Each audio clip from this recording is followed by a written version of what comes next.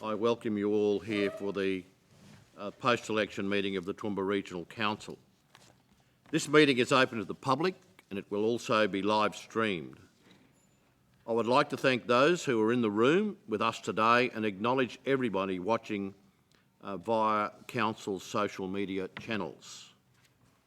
Can I begin the meeting today by acknowledging the Aboriginal parties whose songlines traverse these lands we meet on today, the Western Waka Waka, the Gibel and the Jarowair peoples, and pay my respects to their elders past, present and emerging. In view of the fact that Saturday is Anzac Day, can I also acknowledge the important role that the defence veterans of this country have played in our freedoms. And I thank Councillor Carol Taylor, for bringing today the Australian Defence Veterans Covenant. If I may, I will read that. We, the people of Australia, respect and give thanks to all those who've served in our defence forces and to their families. We acknowledge the unique nature of military service and the sacrifice demanded by all who commit to defend our nation. We undertake to preserve the memory and the deeds of all those who have served and promise to welcome, embrace and support all military veterans as respected and valued members of our community. For what they have done, this we will do. Ladies and gentlemen, can I also just make note of and express my sympathy and respect for those four policemen who were lost in a horrific incident in Victoria overnight. And in doing so, we well remember those we've lost in this area, and in particular, the anniversary of the passing in just a few days ahead of Brett Fort, Senior Constable Brett Fort from our service here. Ladies and gentlemen, we now move to, there are no apologies, obviously, no leave of absence. So we'll then move to item 3 on the agenda, the appointment of Deputy Mayor. Can I move that we suspend standing orders so that I can call for nominations for the position of Deputy Mayor? Is there a seconder? Councillor Taylor, Councillor Carol Taylor. Put that to the vote. Those in favour, would you indicate, please? That's carried. So Council has suspended standing orders. As Mayor, I now call for nominations for the position of Deputy Mayor for the new term of Council in accordance with Section 175 of the Local Government Act of 2009. Councillor Carl. We need to stand up, Mayor. No, I'm not standing up today. I think we have our microphones. I'd like to nominate Councillor Von Hoff for the position of Mayor. Okay. Nominated by Councillor Carl.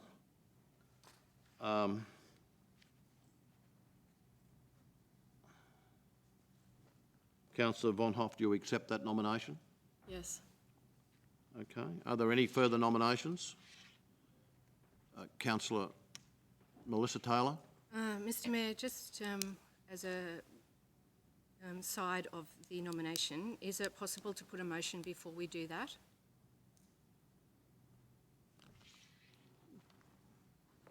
The motion being?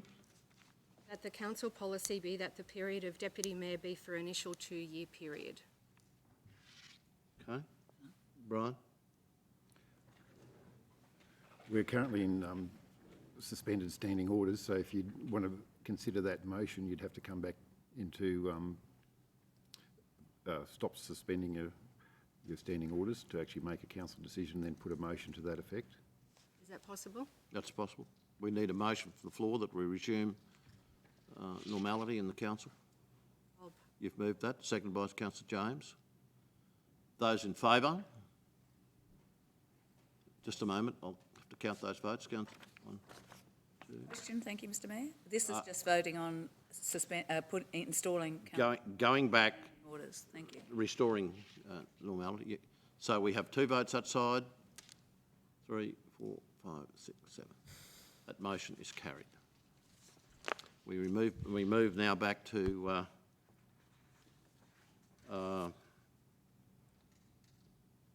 standing orders, where we started from.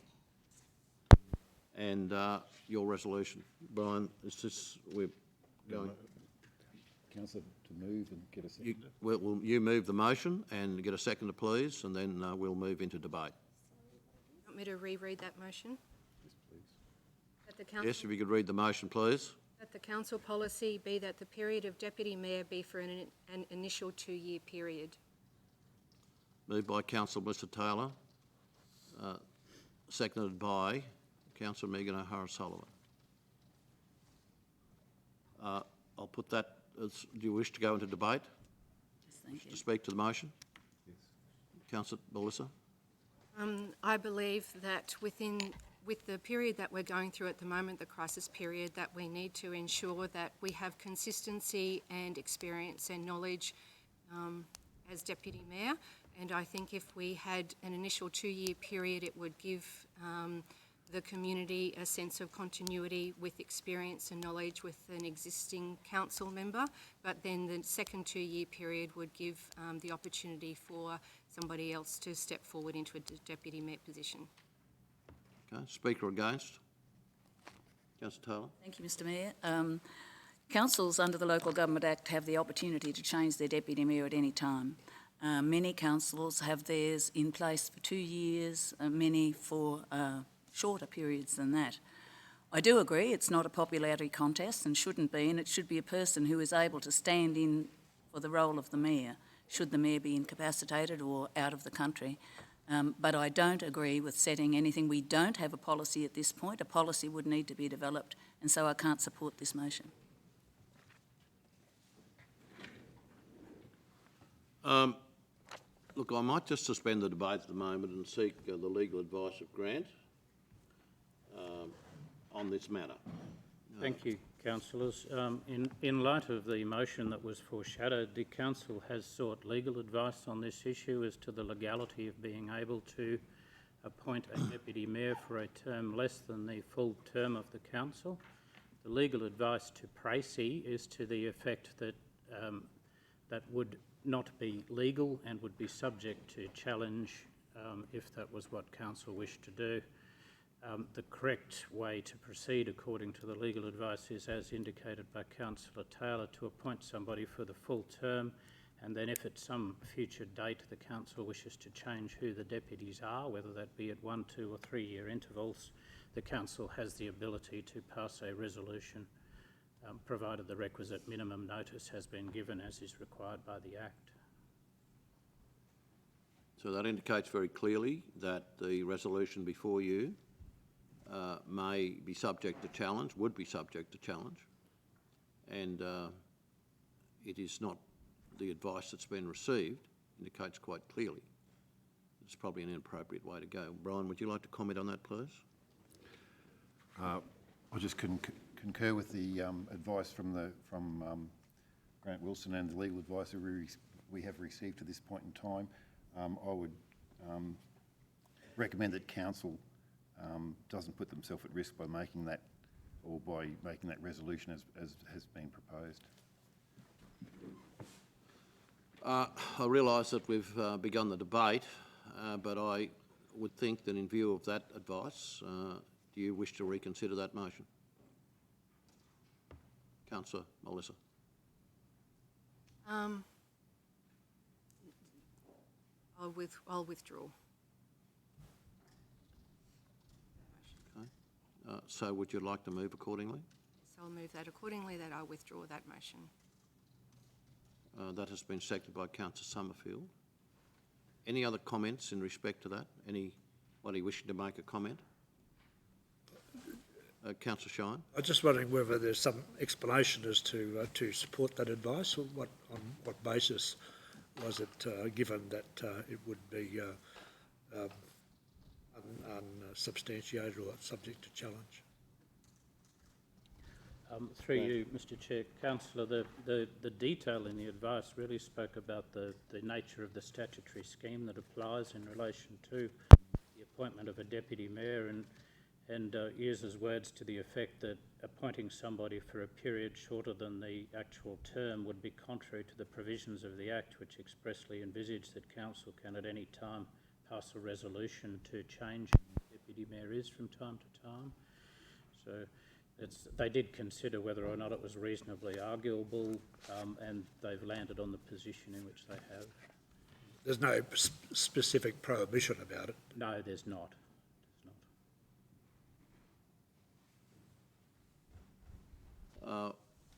Anyone wishing to add to the debate? Councillor O'Hara-Sullivan. Mr. Mayor, I just wanted to ask a question, I guess, in terms of the councils, and there are many councils that rotate their deputy mayor. So how is that enacted then? I guess to Councillor Melissa's point, and I support that, because I don't think that the person who tops the poll, I don't think that the general public is voting in their deputy mayor, and that's why I supported that. And I didn't agree with it last time, but I guess I was too wet behind the ears to question the process. So how is it that other councils are able to rotate their deputy mayor? Through you, Mr. Chair, the statutory provisions contain a clear power for any council to revisit who is the deputy mayor from time to time. So all that is required is that somebody propose a motion, a spill motion, and then the issue of who is to be the next deputy mayor can be voted on at that time. That could, in reality, happen at any time throughout the term. So if there are councils that wish to change that at 1, 2 and 3 year intervals, that can be done. Or if for any reason the council lost faith and confidence in whoever the deputy mayor was for any reason, they could decide that the majority could decide to appoint somebody else. So. Councillor McDonald. Yeah, Mr. Mayor, I think we might be probably reading too much into this, because I do think that this motion put forward by Councillor Melissa Taylor has some merit. In any organisation, you always look for opportunity to give a variety of people that chance to be in a leadership team. And albeit some advice that's been given, there is no prohibition to actually do this as a course of motion today. There is also an ability for us, as the motion says, that it is for an initial period. So we've identified the time frame, which is part of the legislative requirement of appointing the deputy mayor, which is to identify the time frame. So there is no wavering from the legislative requirement to do that. What this clearly says in the motion is that the first period, the period for the deputy mayor appointed today, is for an initial period of 2 years. That doesn't stop anyone in 1 month, 2 months, 3 months or a year do exactly what Mr. Wilson is saying, which is to, in your words, a spill. And I think what this is actually clearly showing is that we're actually a pretty progressive council. We're going through the correct democratic process of having a motion being presented to us with sound reasons. We've been given advice from officers that suggests that this may not be advised to do, however it's not prohibited to do. So it comes down to a decision of this council as to whether they decide to do it or not. That's ultimately the way I read the motion. Mr. Mayor. Through you, Mr. Chair, could I just respond to the councillor's comments? It wouldn't be unlawful for the council to adopt a policy that said, as a matter of policy, it intends to revisit the appropriateness of who is the deputy mayor at regular intervals, for example, at 2 year intervals. That would be fine. What the legal advice is saying is that any actual appointment of the deputy mayor shouldn't then go on to say it's only for a limited initial term. So you could, as a matter of policy, say we would like to revise this at regular intervals, but the appointment needs to be for the entire duration, and then at the appropriate time, council would need to move the motion to alter who the deputy mayor is. So therefore, this motion could be, through you, Mr. Mayor, this motion could be extended to cover off some of those legal requirements that are needed to suggest that a review, if you like, or the other words that you use, Mr. Wilson, could take place and still be aligned with the Act. Through the chair, yes, there would some minor amendments would be required to be consistent with what I mentioned previously. So through you, Mr Mayor, could I ask for Mr Wilson's advice as to what wording may be possible to go in there, which would then give comfort to our legal advice, but also give comfort to the intent of the motion? I would think that if you change the words to that council policy,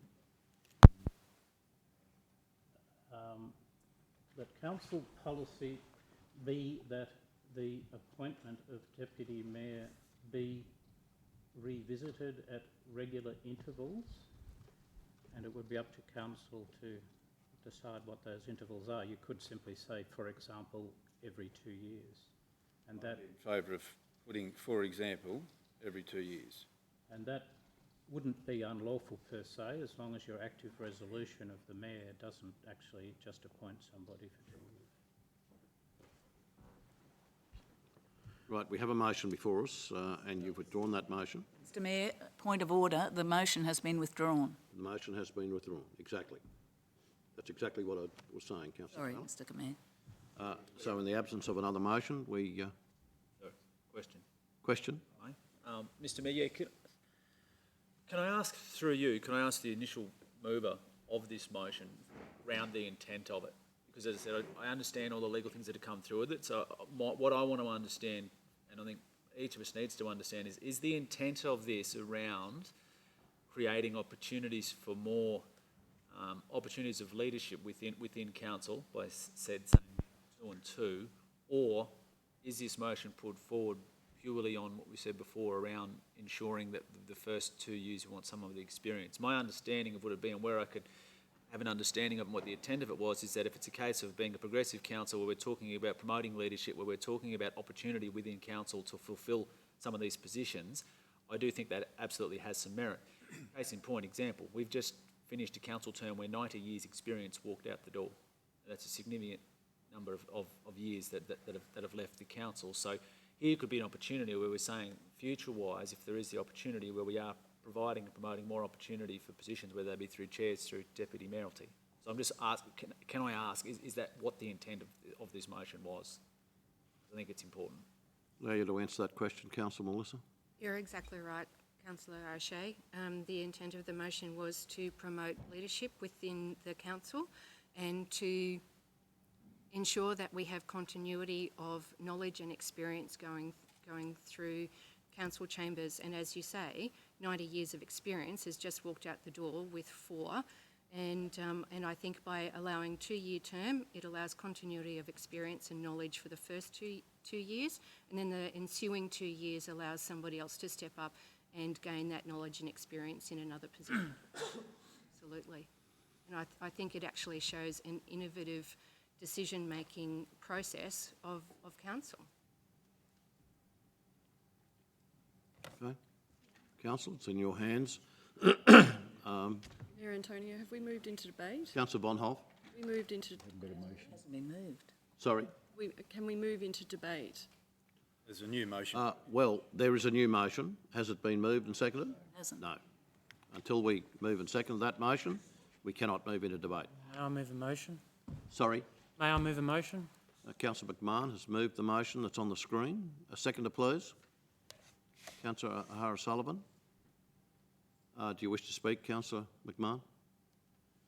I agree with the sentiment by the council that certainly if there is more than one experienced candidate who could do the job, rather than pipping us one against each other and promoting a divided council to the general public, let more than one person have a go at the job and promote leadership amongst their organisation. Speaker against? Councillor Carl had his hand up first, sorry. Mr Chair, I'd like to speak strongly against the proposal, and there are a number of reasons. The first, which I'd like to address, for goodness sake, this could have been a 2-minute item on the agenda. We need to show respect to the person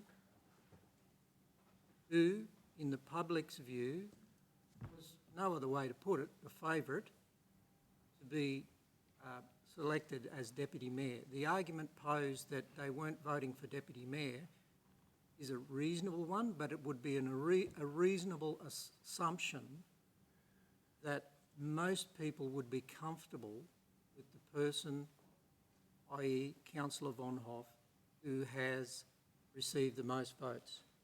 I ask too that the public's wishes be respected here. I think it's disrespectful and sends a bad message right from the start from this council to our community. And I ask that 2 of the 3 previous deputies, Councillor Antonio, Councillor Taylor and the former Councillor Mike Williams, were all shown the respect on the same grounds that they received the most votes. It does not send a good message to the community right from the start if we are having debate over this simple formality. You cannot argue experience on one hand, and the chairs of committees have been selected on numbers of votes. We either be consistent, we should just full stop be consistent. And I am somewhat disappointed with the pre-arranged, obviously discussions that have happened outside of this room prior to this meeting about a format of 5-minute presentations from people who wish to stand as deputy. I say we should honour a tried and proven process. And there is enough experience, collective experience in this room, if there are any inhibitions about Councillor Von Hoff's capabilities regarding experience, there is enough experience collective in this room to help mentor. And Mayor, I say to you that you have already been public in your view about mentoring people into the role of councillor and such other roles within council. I implore my colleagues here this morning to send a good, sound, unified message to the community, one of a unanimous decision, and to hide it under the disguise of innovative leadership decisions, I don't agree at all. I think we need to send a clear, strong, sound message from the trumpet to the community that we are quite happy to stick to the terms of reference and to the current guidelines under the Local Government Act. Thank you, Mayor. Councillor Carter, can I just correct one thing? When I was appointed Deputy Mayor, there were 3 candidates. There were 3 candidates. Councillor Taylor and former Councillor Ramia all stood in that, and they all had strong arguments as to why they should have, Councillor Taylor being the former Deputy Mayor of Toowoomba, who decided to stand. Councillor Taylor felt that she had the support of her community that wanted her to do that, and I had a significant majority in the votes. And the council chose me, but I was quite happy to do that. I simply raised that because you were afforded the respect, Councillor Antonio. Experience. Thank you. Speaker 4. Councillor Lawson. Thank you, Mr Mayor. With all due respect, Councillor Carl, to say that the discussion around Deputy Mayor or the appointment of Deputy Mayor should have been a 2-minute discussion actually shows disrespect for the position of Deputy Mayor. Deputy Mayor is a very important role in council and therefore deserves a proper discussion. Deputy Mayor steps into the role of the Mayor when the Mayor can't take that position. So therefore, it deserves more than a 2-minute discussion if that's what's required by those sitting around the table. And in respect to experience and knowledge, to have someone that doesn't have intimate knowledge or relationships with internal and external stakeholders, it needs to be someone that has that intimate knowledge, because you can't step into a role without having those relationships already intact to ensure the continuity of the organisation if something happens to the Mayor and he can't take his role on. Now, someone with experience and that's already been in the position of council for 4, 8, 12 years already has those relationships. Someone that's been in the role for a week on council doesn't have those intimate relationships. We aren't here to mentor a deputy mayor. We're here to actually possibly mentor councillors, but the deputy mayor needs to be someone that is already equipped to take on that role and not needing a mentorship. It's a very important and vital role for this council and for our community, and can't be someone that needs mentoring. Speaker against, Councillor Bonhoff, you had your hand up earlier. Thank you, Mayor Antonio. In relation to this motion, I have 3 points. The first is that in Queensland, under the Local Government Act, we hold quadrennial elections. The public understands we go to the polls every 4 years, unless there are extenuating circumstances and a by-election needs to be called. So we need to act in accordance with that Local Government Act.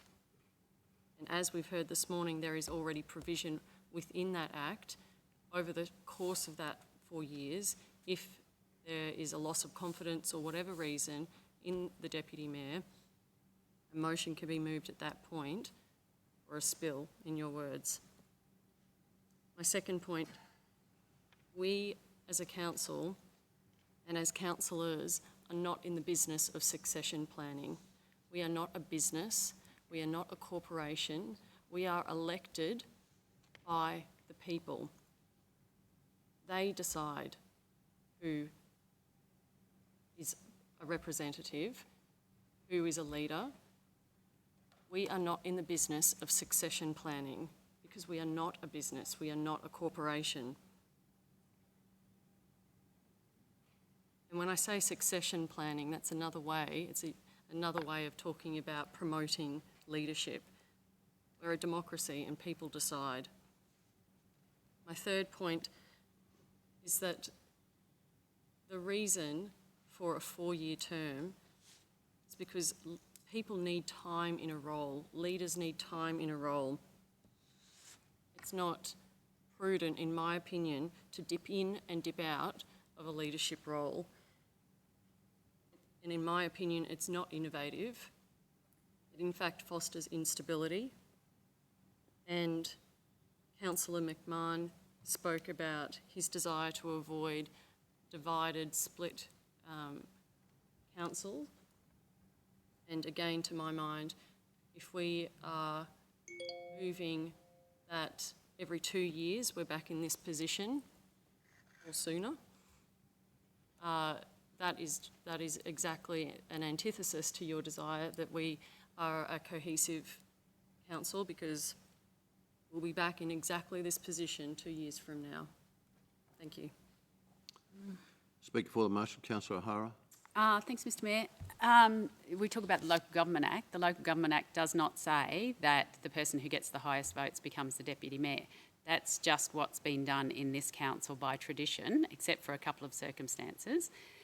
So to say that's the way that we've always done it around here, and so we're going to keep doing it around here, at what point do we say there might be a better system? And I think that this is a better system. So you have already, I think, well aware of the economic circumstances that we're going into. So we're going into a downturn not seen since the Great Depression.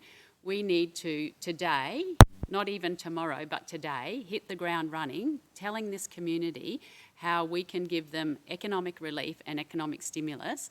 And we need someone who can be there at your side and know where we go to straight away. Not in 6 months' time, not in 2 years' time, but today. So I think I agree with the initial motion that it should be for a 2-year period, and we review it. Speaker against, Councillor Taylor. Mayor, Carol Taylor. I think that the fors and against have been a little bit blurred here. There is no public poll for Deputy Mayor. There is for Mayor, there is for Councillor. There is no public poll for Deputy Mayor. And the 2020 election is the election that actually should have been full postal. With the COVID, it wasn't really a fair and true record of the community. They went in there, they rushed in to vote, and they really should never have been put at in that position. Over 23% didn't vote. Under the Local Government Act, it's not a popularity contest. Very clear, it's not a popularity contest, and it is quite possible that you can change it at any time. I'll just say to you that the Toowoomba City, which was the biggest council in the amalgamation here, often did not give deputy to the highest polling councillor. And I will just reflect on the Toowoomba Regional Council and what happened. In 2008, the highest polling councillor was the former mayor of Millmerran. In 2012, the highest polling councillor was the former deputy mayor of Cambodia. In 2016, the highest polling councillor was the former mayor of Cambodia and someone who holds a diploma in local government administration. So that's where it was. It was never in a position where someone who had no experience has ever been voted in this is only the fourth term of the amalgamated council. So before we get too carried away, we need someone who actually does know what happens here. I'm not entering into this because I don't believe it ever should be a popularity contest. For stability, Lockyer Valley have gone with the same. For stability in Gundawindi, they've gone with a longer-term experienced councillor. So, you know, we can do whatever we like, of course we can. But I don't believe that it's a popularity contest, and I do not believe that when the people go to vote, they're thinking, we're voting for the Deputy Mayor here. That is not how it should be, and it's not how it is. Speaker for the motion. Question, Mr Mayor, was that a speaker for, another speaker against just then? That was the speaker against. Didn't we just have a speaker against? They're a bit blurred. Councillor O'Hara-Sullivan was the speaker for the motion. My apologies. Thank you. Councillor Summerfield. Thank you. I'm seeking clarification. But listening to the debate, it must be remembered that many mayors in larger councils than ours go straight into mayoral positions without any experience as well. But my clarification is, are we really challenging the legalities of the advice that was provided to us in an email this morning, which I read when I walked into the chamber this morning? I'm just wondering, are we actually challenging legal advice from King & Co and saying that they're not right? I'm just a bit concerned about where we're going here.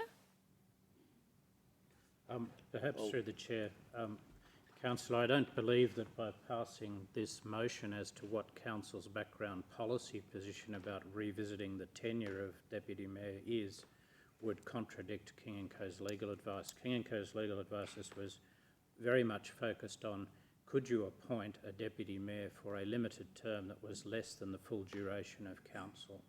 And they're saying, no, you can't, but they're not saying you can't adopt as a general policy position that the councillors would like at some stage during the term to revisit who should be the Deputy Mayor.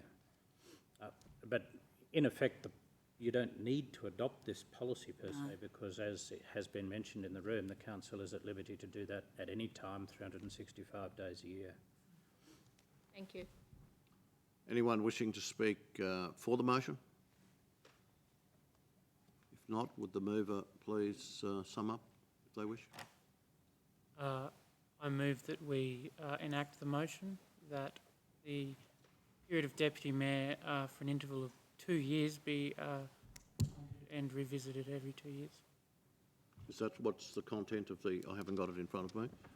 Is that The wording is. to revise the regular intervals for example every 2 years, okay? That's motions before you. You're happy with, you're happy that you've summed up adequately? Thank you, Chair. Point of question, thank you, Mr Mayor, to Mr Wilson. Would it be better without the 2 years? Because, I mean, we're speculating on a term here where there may well, whomever, I'm not just a possibility that whoever is Deputy Mayor, there may be some reason that it needs to be reviewed more soon or some other. I think the 2 years in that motion, should it get up, is superfluous to the motion. Is it specific that 2 years at the end of it, e.g. 2 years? Mr Chair, it is just for example, so it's indicative as to the council's thinking today as to when it would like that revision to take place. So it's not necessary that it remain in there, but it is indicative as to what the majority may wish to decide if you did vote in favour of that motion, as to what you have in mind today that you will do at some future point in time. So I suppose if you took it out, somebody might say, well, 1 year's gone past, so let's reconsider who the deputy mayor should be now. So if you put 2 years in there, at least it indicates that there was some intention at the time to leave the stability for 2 years. Councillor Summerfield, you indicated a question. Thank you. If I could, I am going to the optometrist tomorrow, but I'm just wondering if we can have that in a larger font because I can't read it down the back here. Thank you.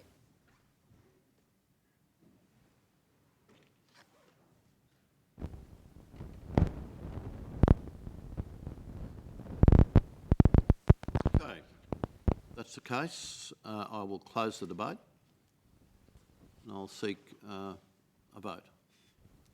Those in favour of the motion?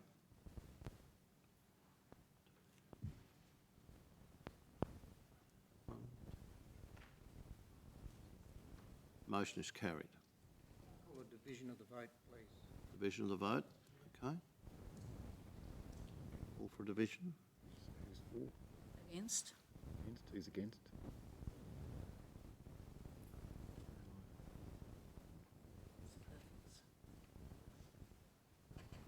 On the floor of the council, it's 6 votes to 4. What's your vote, Rick? There's 11. And my vote is, I'm not voting on these matters. So you're negative.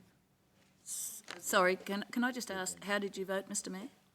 I'm not voting on these matters. I didn't do it last time. I think That's a no then if you don't vote. 6 votes to 5. I'll vote where I need to, but I will not vote in these circumstances. Through you, Mr. Chair, if I may, I'd like to address the CEO, You'd like to address the CEO? if I may. Just a moment. Brian, Councillor Carl has a question for you. Sorry.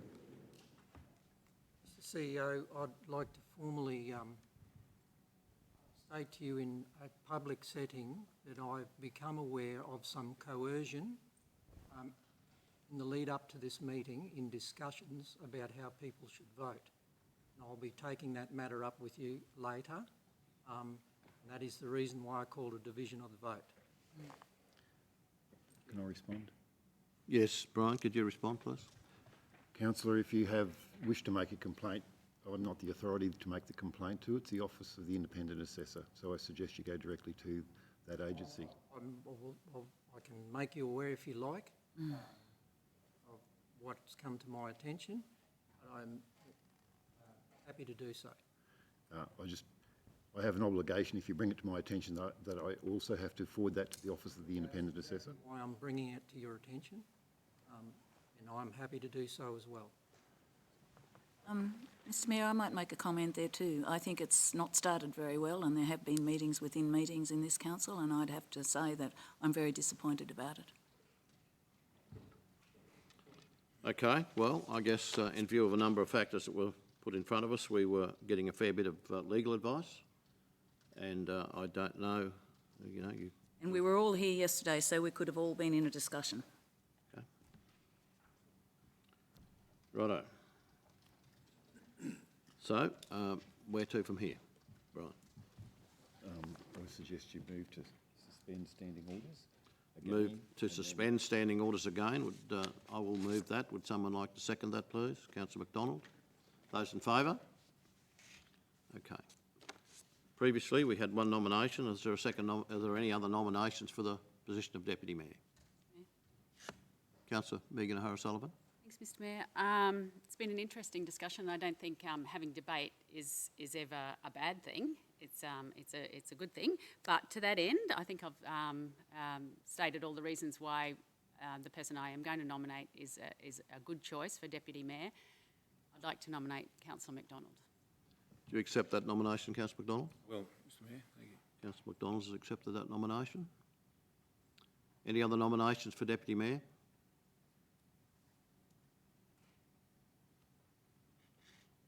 Okay. Can you self-nominate if we're going to go run on experience? Oh, well, I will too. Sorry, Councillor Cole? Self-nominate? Yes. Going to run on experience? Yes, you can self-nominate. I've got to say, Mr Mayor, if we're going to argue experience, I've got to consider self-nominating. I think every standing councillor would have to. Okay. And I will too, thank you, Mr. Councillor Carl has self-nominated. You obviously accept that, and Councillor Taylor has self-nominated as well. So we have 4 nominations for Deputy Mayor. I wasn't going to, but We move then to seek those who have nominated will be allowed 5 minutes to speak in respect to what they will offer. And Councillor Bonhoff. Thank you, Mayor Antonio, and thank you for this opportunity to outline my deputy mayoralty. It's unprecedented that the councillor who accepts nomination and who received the most votes be challenged for the deputy position. A fortnight ago, when the ECQ declared the election, I learnt that I'd received 6.09% of the vote from 51,167 people. It was unexpected and it was beyond humbling. During the campaign, each of us talked about our commitment to the region. Of regional booths, I topped the vote at more than half at 18 voting centres. In Toowoomba, I received the highest votes at centres such as Drayton and Rangeville, Middle Ridge and Darling Heights, along with Councillor Shine, Fairholme and Glenvale. Now, I say this only to illustrate the confidence and wide support of people in different demographics and different locations across our region. This is democracy, and that system put each of us here. Each of us has the trust of voters that we will represent them, and that democracy underpins everything that we do in this chamber. I don't believe I'm entitled to anything. Historically, and there is a reason for this that I'll go into, the person with the most votes has been nominated and elected by peers to be Deputy Mayor. Since amalgamation, this has been the case. There was Councillor Carol Taylor in 2016, Councillor Mike Williams in 2012, and Mayor Paul Antonio as councillor in 2008. Pre-amalgamation in Toowoomba City Council, Councillors Michelle Schneider and Joe Ramia in the early 2000s, despite topping the vote, did not accept nomination for the deputy position. Each made a personal decision that they did not have the necessary experience. That is not the case today. Each of you knows my professional background, but to restate it in its relevance for today, I've reported on local, state and federal government for 16 years, and this has exposed me to the tiers of government and the machinations of those governments. It's also exposed me to the acts that govern those governments. 2 of my last 3 roles were for international organisations with operational budgets that one would expect of global entities that employ hundreds of people. I also have board leadership and senior management experience. We are in a time of crisis, and this is familiar territory for me. I'm on a hospital board as we steer our way through COVID-19. I've worked on business resilience strategy in times of crisis, and I've navigated hostile environments and war zones for correspondence. The reason previous councils' deputy mayors have been individuals who receive the most votes isn't a coincidence. It's because the councillors in each term accepted that they would reflect the votes of our electorate. What we do every time we meet in this chamber is democratic, and it's based on numbers. There are 11 of us. But say in a hypothetical situation, the vote was split 6-5. The 5 had more local government experience. Would we ignore the majority? It's inconceivable. We would let the numbers decide. If we let local government experience be the criteria upon which we base appointment, we'll end up with representation that's skewed, older, and very narrow. There were other candidates in this election with significant local government experience, and they were not elected. 85,000 people instead voted for us 4, people who have never worked in local government. Those people knew that there was 90 years combined experience that were retiring. But the people chose not to apply local government experience as their defining criteria. And for 11 councillors today to vote on that would be rejecting the will of the people. As Deputy, I'll work with Mayor Antonio. I'll ably support him and I will be an asset for him. We've had challenging conversations over the years, but I've always been fair and I've always been truthful with him, and this has given him confidence that I'm a straight shooter who will contribute meaningfully. Mayor Antonio has worked in local government for 38 years. How wonderful that we have the opportunity today to marry those 38 years of experience with a partnership, a fresh perspective, and one that's competent and capable. As Deputy, I'll be collegial, professional, diligent, and focused on the job. I respect each of you, the contribution you can make, the weight of each of your votes, and the process that got you elected. The best predictor of future behaviour, I always say, is past behaviour. I will learn quickly. I've always learnt quickly, and I will also be resourceful. I'll draw on information from the CEO, the LGAQ, and the Queensland Department of Local Government. I ask you to think about how your decision looks a year, 2 years, 3 years, 4 years from now, and I thank you for your careful deliberation in this matter. Thank you, Mayor. In order of nomination, Councillor McDonald. Thank you, Mayor. Councillors, those in the gallery in person and those watching online, firstly, thank you very much to Councillor O'Hara-Sullivan for the confidence you have shown in me to perform the duties of Deputy Mayor. I'm grateful for your faith in my experience and ability to fulfil the role. Congratulations to each elected representative on your appointment. I look forward to working with you all to continue the positive work of previous councils. I particularly acknowledge Mayor Antonio, Councillor Carol Taylor and Councillor Carl on successfully gaining the trust of the voters to serve the Toowoomba Regional Council since amalgamation in 2008.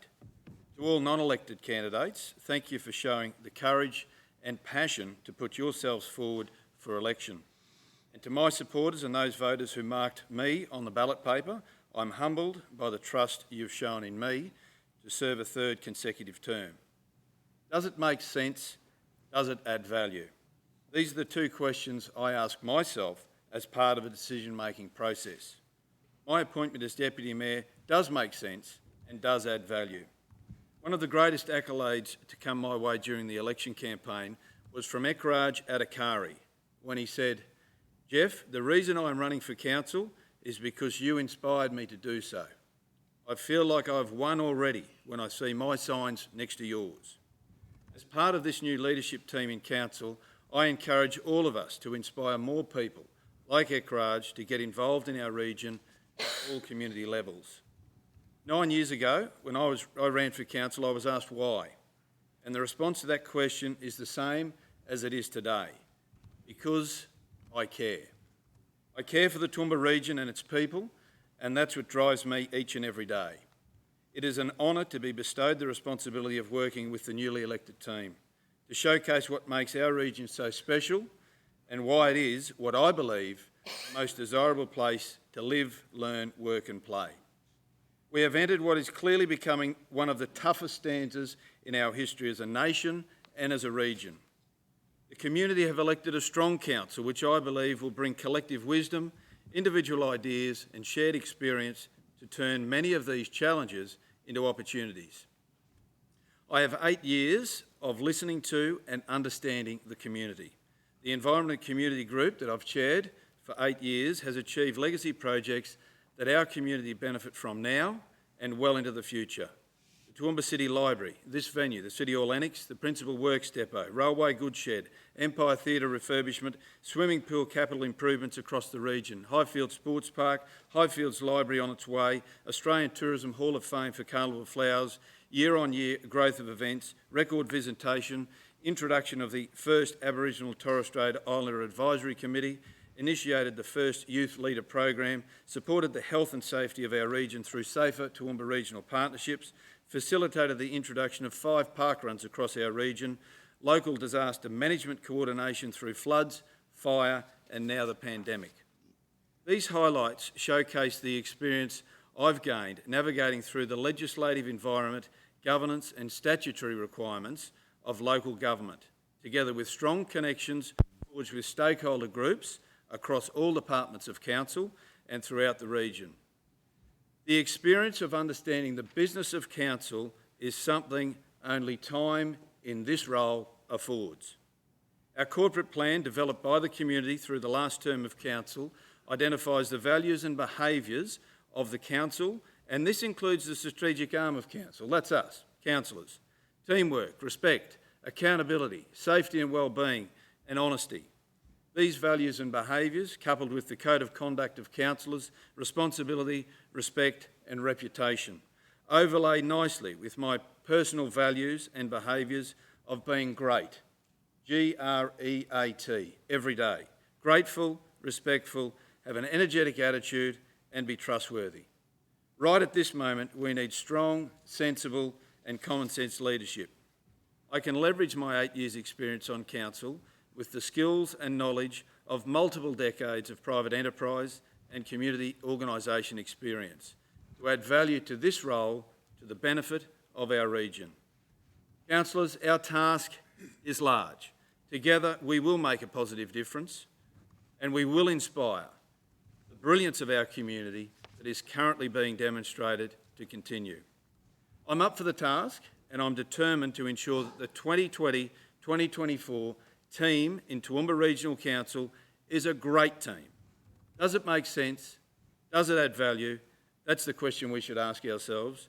Thank you again, Councillor O'Hara-Sullivan, for the nomination. Thank you. Third nominee, Councillor Carl. Mr Chair, I wish to withdraw my nomination because I'd like to remain true to the sentiment of which I spoke earlier, and that is I respect the individual and the public confidence that has been displayed in Councillor Von Hoff. I wish to continue to support her, so I will withdraw my nomination. Okay. Councillor Carl has withdrawn his nomination. Councillor Taylor. Well, I'm considering whether I should too, but I believe that, and I've heard age mentioned here before, it's really very interesting, and that we talk about experience and we talk about age as being a disadvantage. I'm not sure that that's the case, and find it a little bit difficult to understand. In 2000, I was elected a councillor on the Kambuyu Shire Council. I was elected mayor in 2004. During my term, and we had, I studied and completed a diploma of local government administration in level 4. I haven't got anything prepared because I didn't expect to do this, because I haven't been part of the interior workings of the discussions that have been happening here.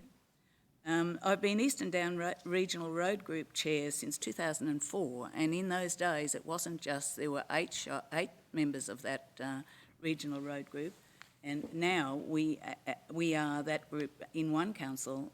Clifton was the one that was outside our road group.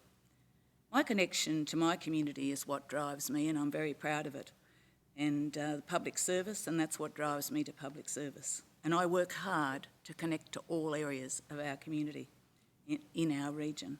I go to the smaller schools and I go to the smaller community events, and it really is very heartening to see how much it's appreciated when councillors do take the time to get to some of those areas. I've chaired the Local Government Association Roads and Transport Advisory Committee for Queensland for 2 terms of council. And I have been chair of infrastructure since inception in 2008, when our councils were amalgamated. It was a role I didn't want in those days, and Councillor Peter Taylor, who was the mayor at the time, got all the council together and worked out the portfolios with the councillors. And because I was road chair, that's how I ended up with the infrastructure services portfolio. And I actually think we have the best team in council, but we have some wonderful teams in council. I've chaired that through the flood recovery, 5 years, 2011, 2012 and 2013, and the flood recovery went over 6 financial years. In fact, I went to Helsinki and received a Project Institute Global Award for our community and our council for that flood recovery. I've chaired infrastructure and had 2 death threats over the detention basins, and we've built, as a council, with our teams, flood mitigation and resilience in our community. I've just completed 4 years as Deputy Mayor in what was a very disappointing term for me. I went in there all bright-eyed and bushy-tailed and was going to join council as a team, but my enthusiasm didn't result in a united team, and that was a great disappointment to me. We have great teams in our council, and they do more than they're asked to do, and it's very important that council and the mayor, the deputy mayor and the councillors appreciate that.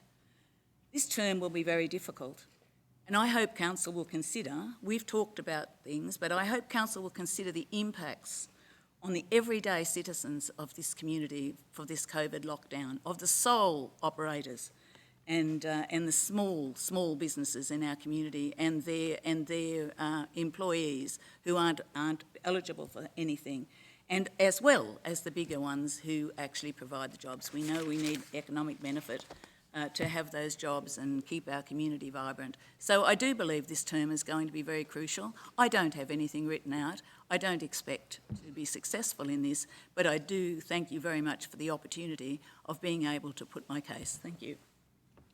Thanks, Councillor Taylor. That ends the presentations. The council now needs to resolve to return to standing orders. A motion? Councillor McDonald has moved. A seconder, please. Councillor Bonhoff. Those in favour? Carried. Now ask for a mover and a seconder of the first nominee.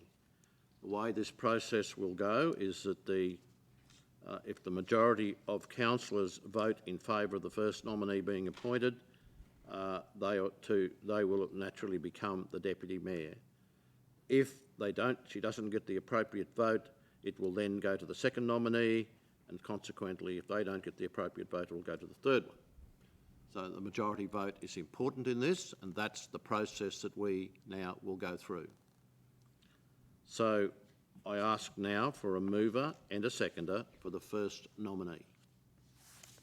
Councillor Cole is the mover, Councillor Summerfield is the seconder. Okay. I now call for the vote. Those in favour of the first nominee. 1,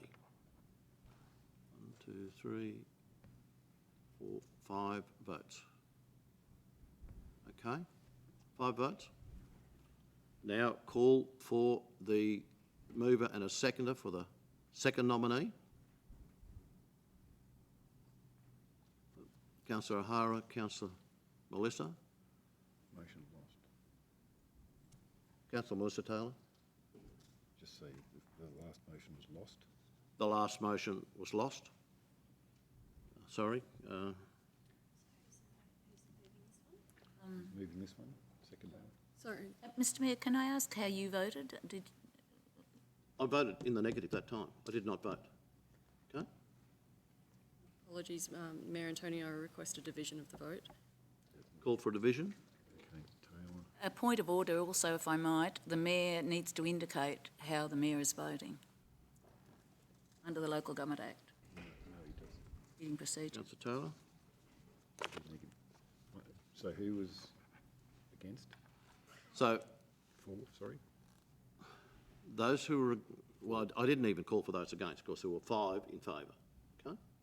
That indicated to me that the majority was not there. So if I apologise, do you wish me to go through the process again? No. Right. We just need to get the division of the vote.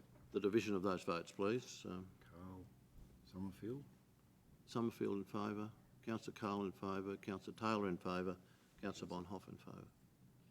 Councillor Shine.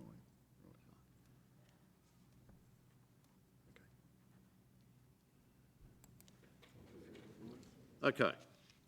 We need a mover and a seconder for the second nominee, Councillor McDonald. Councillor Melissa Taylor, a seconder please. Councillor O'Hara Sullivan. I will put that to the vote. Those in favour of Councillor McDonald. 1, 2, 3, 4, 5, 6. 6 votes, Councillor McDonald. He's Deputy Mayor. Those against? Those against? 2, 3, 5 against. Councillor McDonald, you have a majority to be the Deputy Mayor. Antonio, I request a division of the vote. Sorry, I request a division of the vote. division, please. Anyway, So Mayor, Donald, O'Hara Sullivan, O'Hara Sullivan, O'Shea, wasn't. McMahon, No, I didn't vote. Or is this for, who supported those? those who supported, could you please put up your hands again, please? McMahon, Supported Councillor McDonald.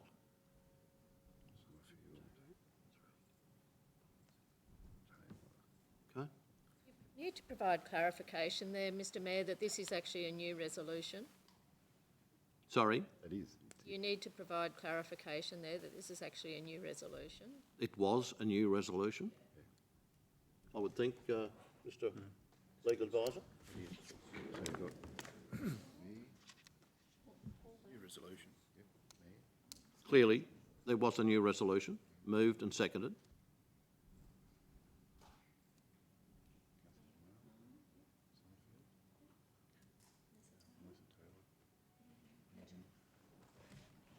Deputy Mayor.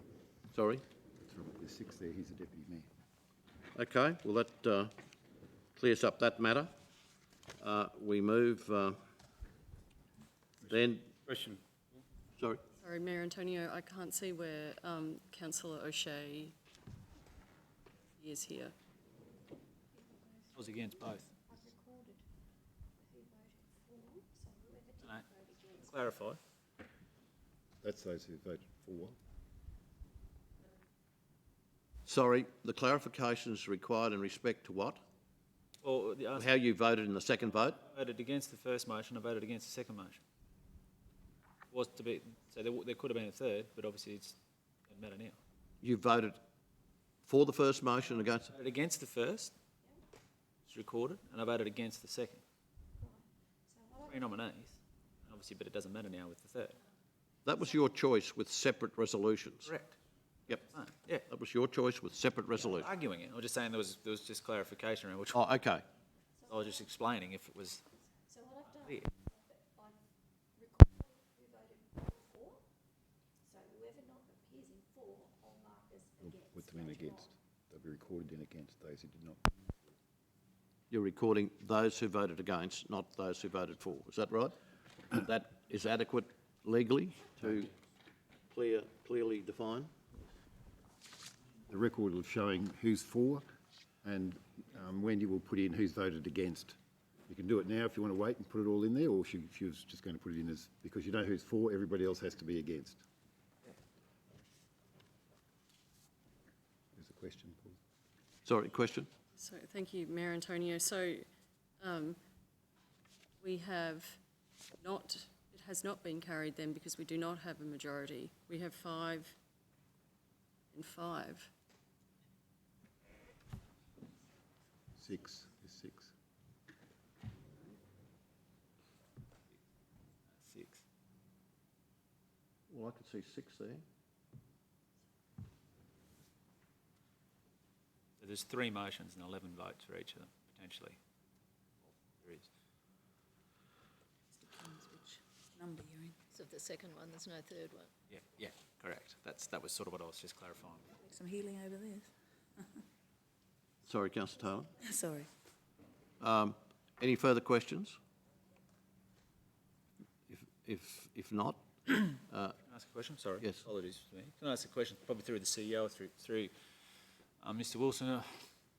Look, this whole process where we've got to at the moment, obviously, so now we move forward, so we've now got Councillor McDonald in position for what we voted for here. Are we in a position now, considering where it was, that we can appoint Councillor Vonhoff in the position for the last 2 years? We can't decide that now.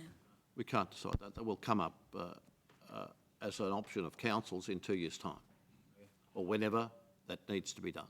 Yeah, fair enough. Okay? Further question, Councillor Carr? As a matter of due process, there were 3 nominees. Shouldn't we, in fact, put Councillor Taylor the chance to see if she in fact gets more than 6 votes? The information I have before me, Councillor Cale, and I've studied it, is that once the majority is reached, had it been reached in the first vote, had it been reached in the second vote, had it not been reached in the second vote, we'd go to a third vote. That's the clear process I have. Councillor McMahon. Some have. Thank you, Chair. Forgive me if this is incorrect process, and perhaps through you, CEO, may we make a note of, while we can't decide who the deputy is for the next 2-year period, could we make a note on the minutes of who we would like it to be now? I'll hand over to our legal advisor, please. Through you, Chair, I don't think that would be consistent with the Act that requires that when a motion is to be put that the position be spilled, there's a required minimum amount of notice to be given to the fellow councillors, and then that's the appropriate time to consider that issue. Thank you for the clarification. Councillor Von Hoff. Mayor Antonio, through you, Wendy, can we move up the screen just for a moment, please? So, clarification then, we have Councillor Summerfield voting in favour of 2 motions. Yes. Yep. Yeah. Totally separate motions. Is that the understanding, Mr. Legal Advisor? Yep. Totally separate motions, and Councillor Summerfield didn't negate her right to vote in the second motion by voting in the first motion in the way that she did. Could I explain that further, please? Yes. With your indulgence, Mr. Mayor. My reason being that I was wanting to support Councillor Von Hoff, and due to the fact that her motion wasn't successful, I then had the opportunity to vote for another option. So that was the choice I made, which meant I could vote positively on both of those motions. Okay. You comfortable the matter's been settled? Absolutely, that's the correct process. Councillors, we'll move to the next item on the agenda, which... Say a few words, if I could. You can say a few words, yeah. As the appointment has come through, I just want to acknowledge the debate, the discussion, and where we've landed on, councillors. And I can assure you all, and particularly Councillor Von Hoff, that my support and my working with everyone around the room is not going to be impacted by who voted what or where. Once a decision is made by this council, that is the decision. And we can go ahead working as a team, collegial, and that is my intent. And I hope that we can all look at that in the same light. And as I said before, we can work to be a great team together and get some great outcomes. And I'm sure that those watching for the first time, they've seen a public meeting, will now see that there is a genuine reason for councils to exist. We actually do debate things. We actually do take this job seriously. It is a responsibility that's not lost on each and every one of us. And although this may have taken a little bit longer time than what one would expect, we actually have had a really good discussion. So I thank you for the opportunity to be the Deputy Mayor, and I will give everyone individually, the organisation and our community, my 110% commitment for the role. Thank you. Thanks very much. No other comments around the room? If not, we move to the next item, which is committee structure. I will, as is tradition, I will normally deliver a fair amount of discussion prior to that, and then I will move the committee as I would like to see them be, and I've had discussions with every member who's involved in a committee. Since the declaration of the poll, I've met with councillors to discuss the region's future, and during these meetings I've outlined my expectations for the operation of an elected council and my vision going forward. Today I give you an undertaking that I'll do my best to advance the region both socially and economically during the 4 years ahead, and I'm delighted that we have a team prepared to join me on that journey. As you're aware, this region is a region of rich traditions and bold ambitions. It was built through the courage of our early pioneers on the lands of our first people. We pride ourselves in being a friendly and livable region, making it a great place to set up a business, a wonderful place to live, to work, to play and to study. Toowoomba's region is one of the most productive agricultural regions in Australia, and with an internationally capable airport, we have amazing road connectivity in recent times, and the potential of a soon-to-be constructed national rail line, making it ready for trade and ready for investment. Prior to the global pandemic, the state of our regional economy was strong and growing. We are outperforming similar regional centres, and our numbers perform well against the state and national indicators. As you've probably heard me say many times, last year our gross regional product for the Toowoomba region went over 12.19 billion, indicated a growth rate of 3.84% for the previous 12 months and in excess of 4% for a 10-year period. That growth is constantly happening, and it's very consistent. Our regional growth was aided by public sector infrastructure and, importantly, projects built by significant investment of our new pioneers from the private sector who are shaping the industries of the future here in the Toowoomba region. Construction of an internationally capable airport, the Pilots Academy, the data centre, the advent of intensive horticulture projects and ag-tech investment underline the confidence of the private investors in the Toowoomba region. These new industries will add value to our rich traditions of agriculture and our region's role as a service centre for education, health and, importantly, the retail sector. During this Council's term, we will see the commencement of the Melbourne to Brisbane Inland Rail project, with the most significant local construction project ever undertaken in our region, a spend of in excess of $5 billion, and the Inland Rail Tunnel project to be drilled right through our Toowoomba range. Alongside this nation-building infrastructure, we'll also see the creation of complementary projects such as Interlink SQ, the investment of the Toowoomba Trade Gateway, together with the Toowoomba Bypass, which lays a very strong foundation for our region becoming a strategic transport and logistics hub. In fact, the potential is there for us to become a significant inland port. It is my ambition that this term of council will build on the momentum of the previous 4 years. In fact, the previous 8 years, there's been a tremendous amount of things happening. We will remain open for business, but importantly, engage with our communities about the legacy we are leaving for future generations. And I do hope many of you will join me on various hall meetings sometime in the future when we're allowed to do that. I'm determined that the challenges of the novel coronavirus, COVID-19, will not ultimately define this term. There is no doubt that job losses and lost productivity due to the coronavirus lockdown will affect regional, state and national economies.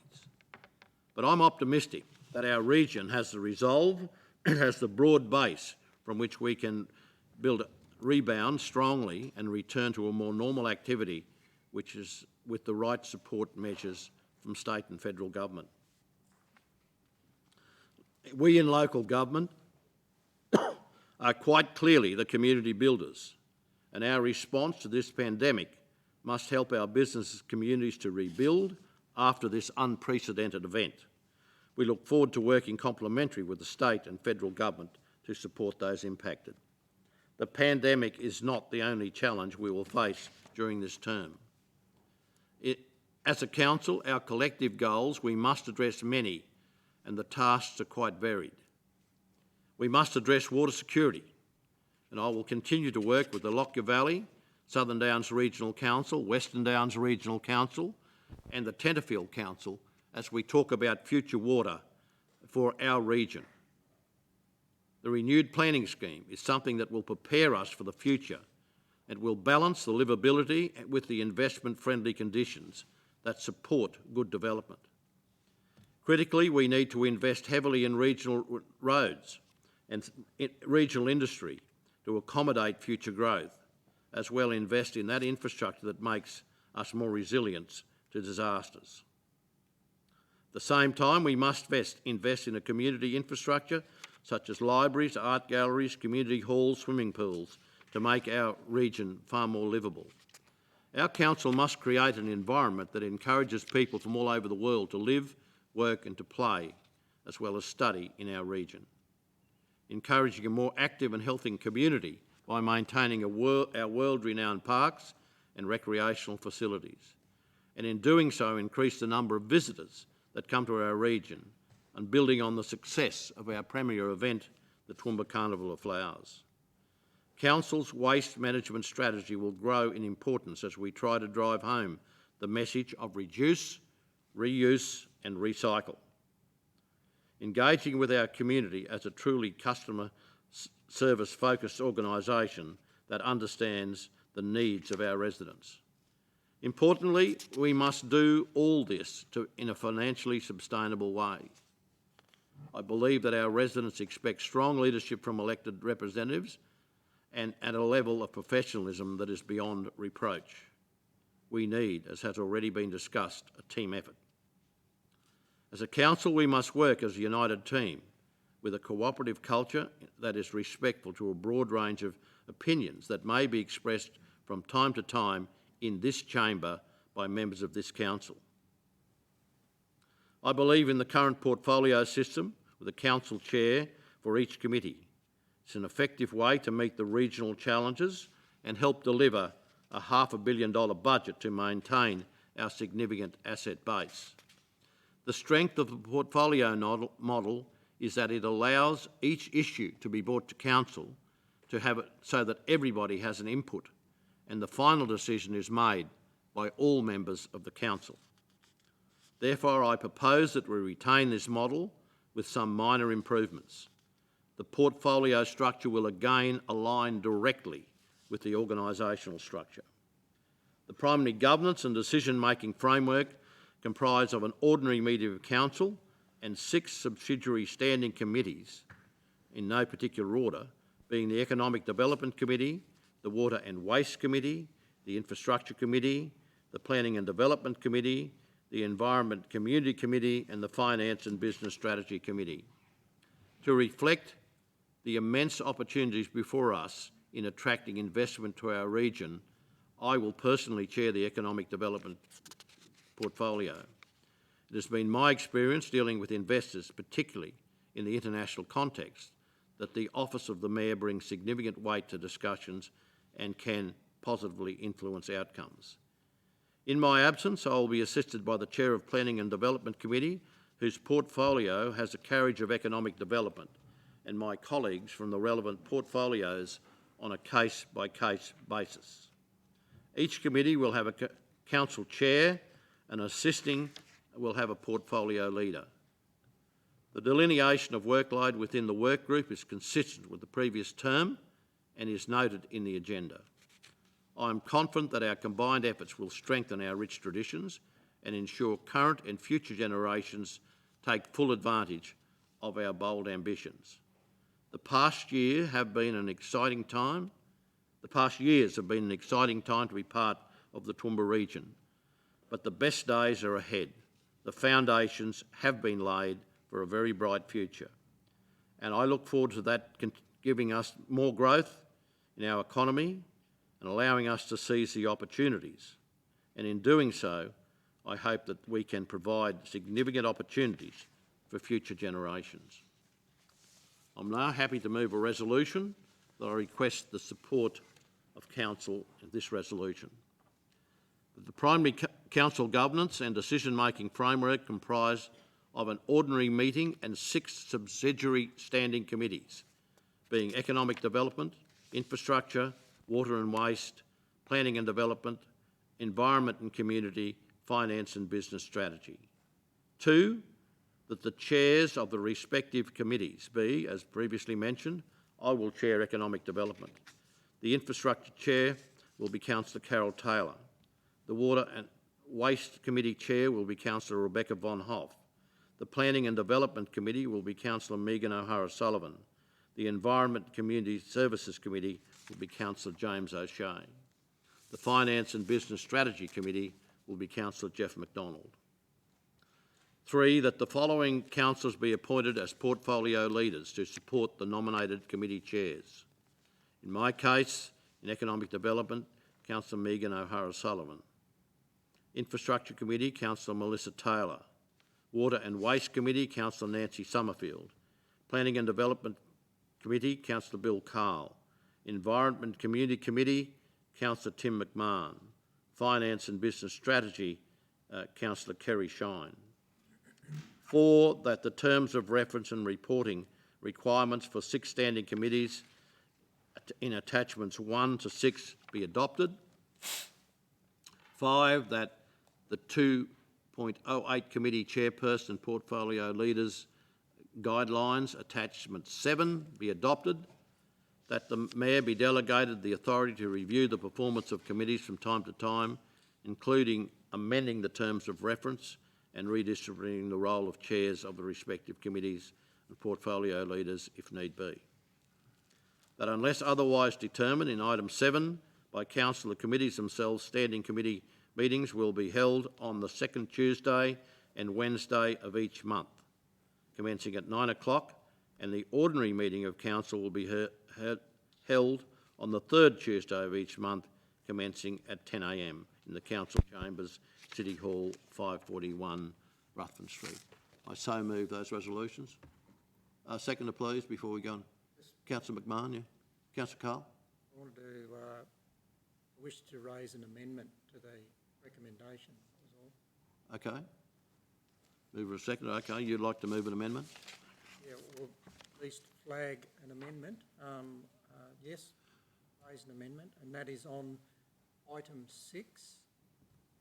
And I apologise to my fellow colleagues, given my personal family circumstance. I simply have not had time to distribute the amendment, but specifically around item 6, the reason why I raised the amendment, and that is to delete item 6, and that we retain as a whole council the right to have input there, or we simply revert back to the normal statutory position, that is that those 2 points in amending the terms of reference and redistributing the role of chair respective be retained by the whole of council as a decision-making power. And the reason for that is if we are going to be working as a team, past experience has shown me sitting around the table that often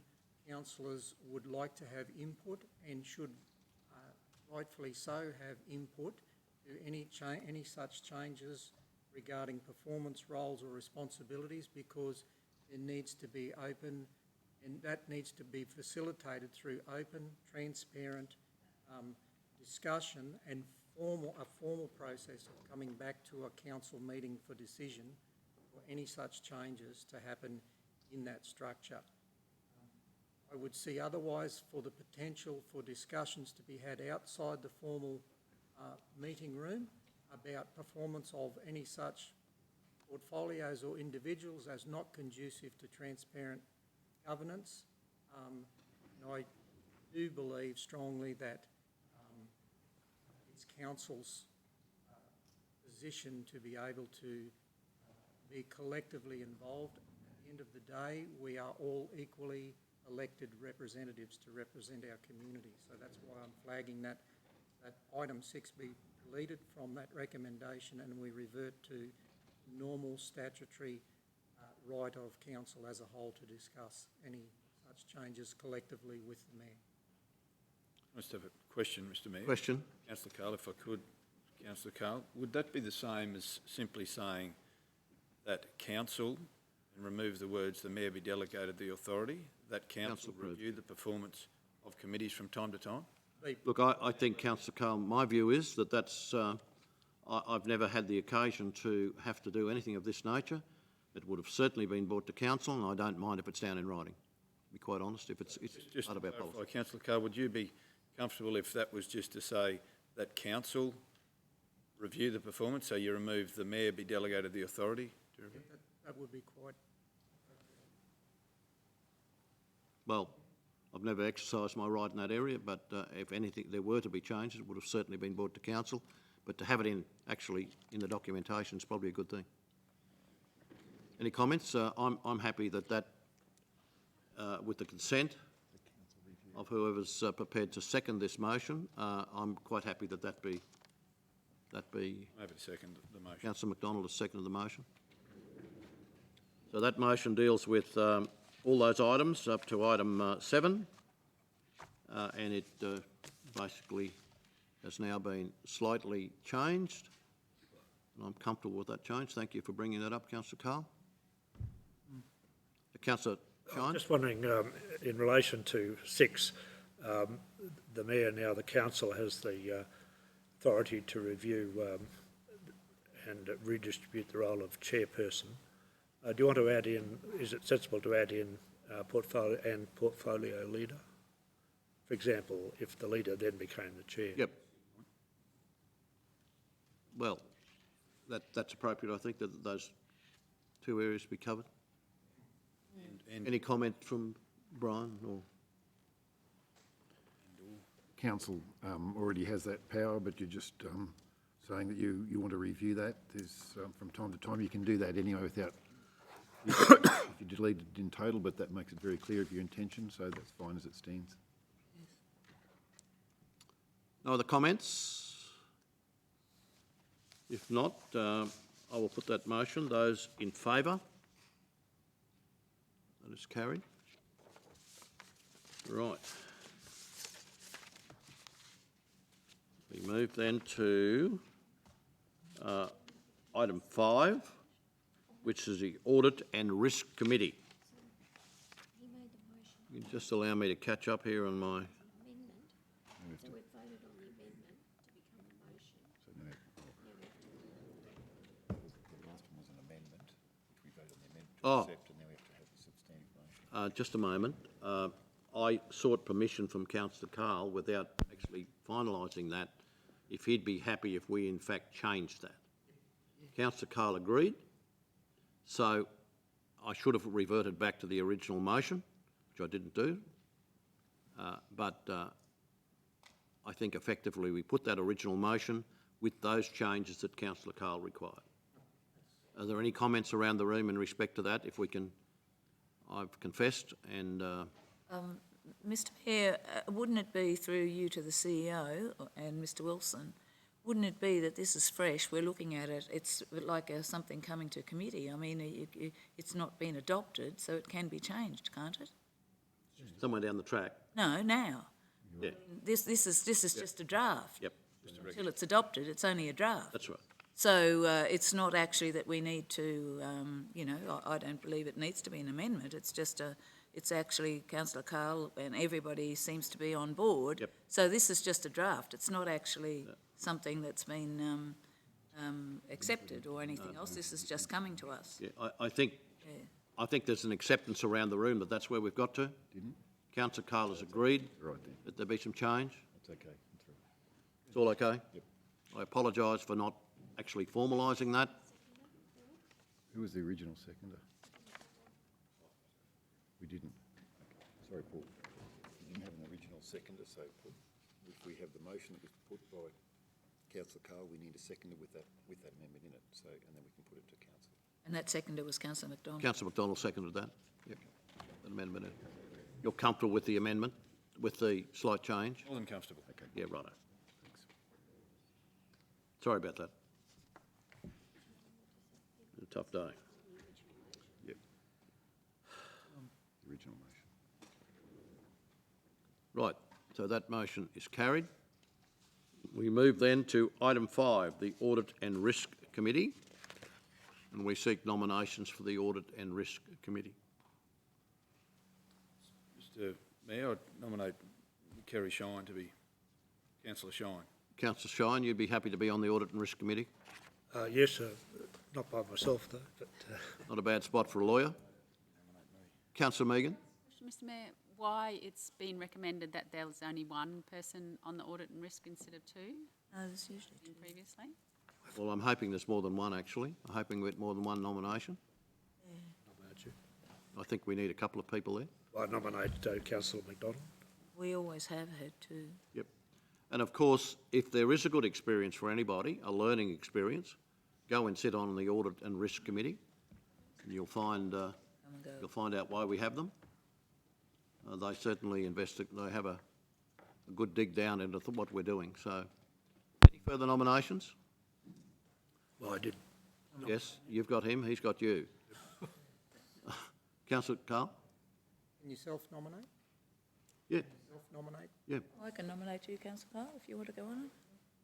I'm happy to nominate councillor Carl if he wishes to be on that. Okay.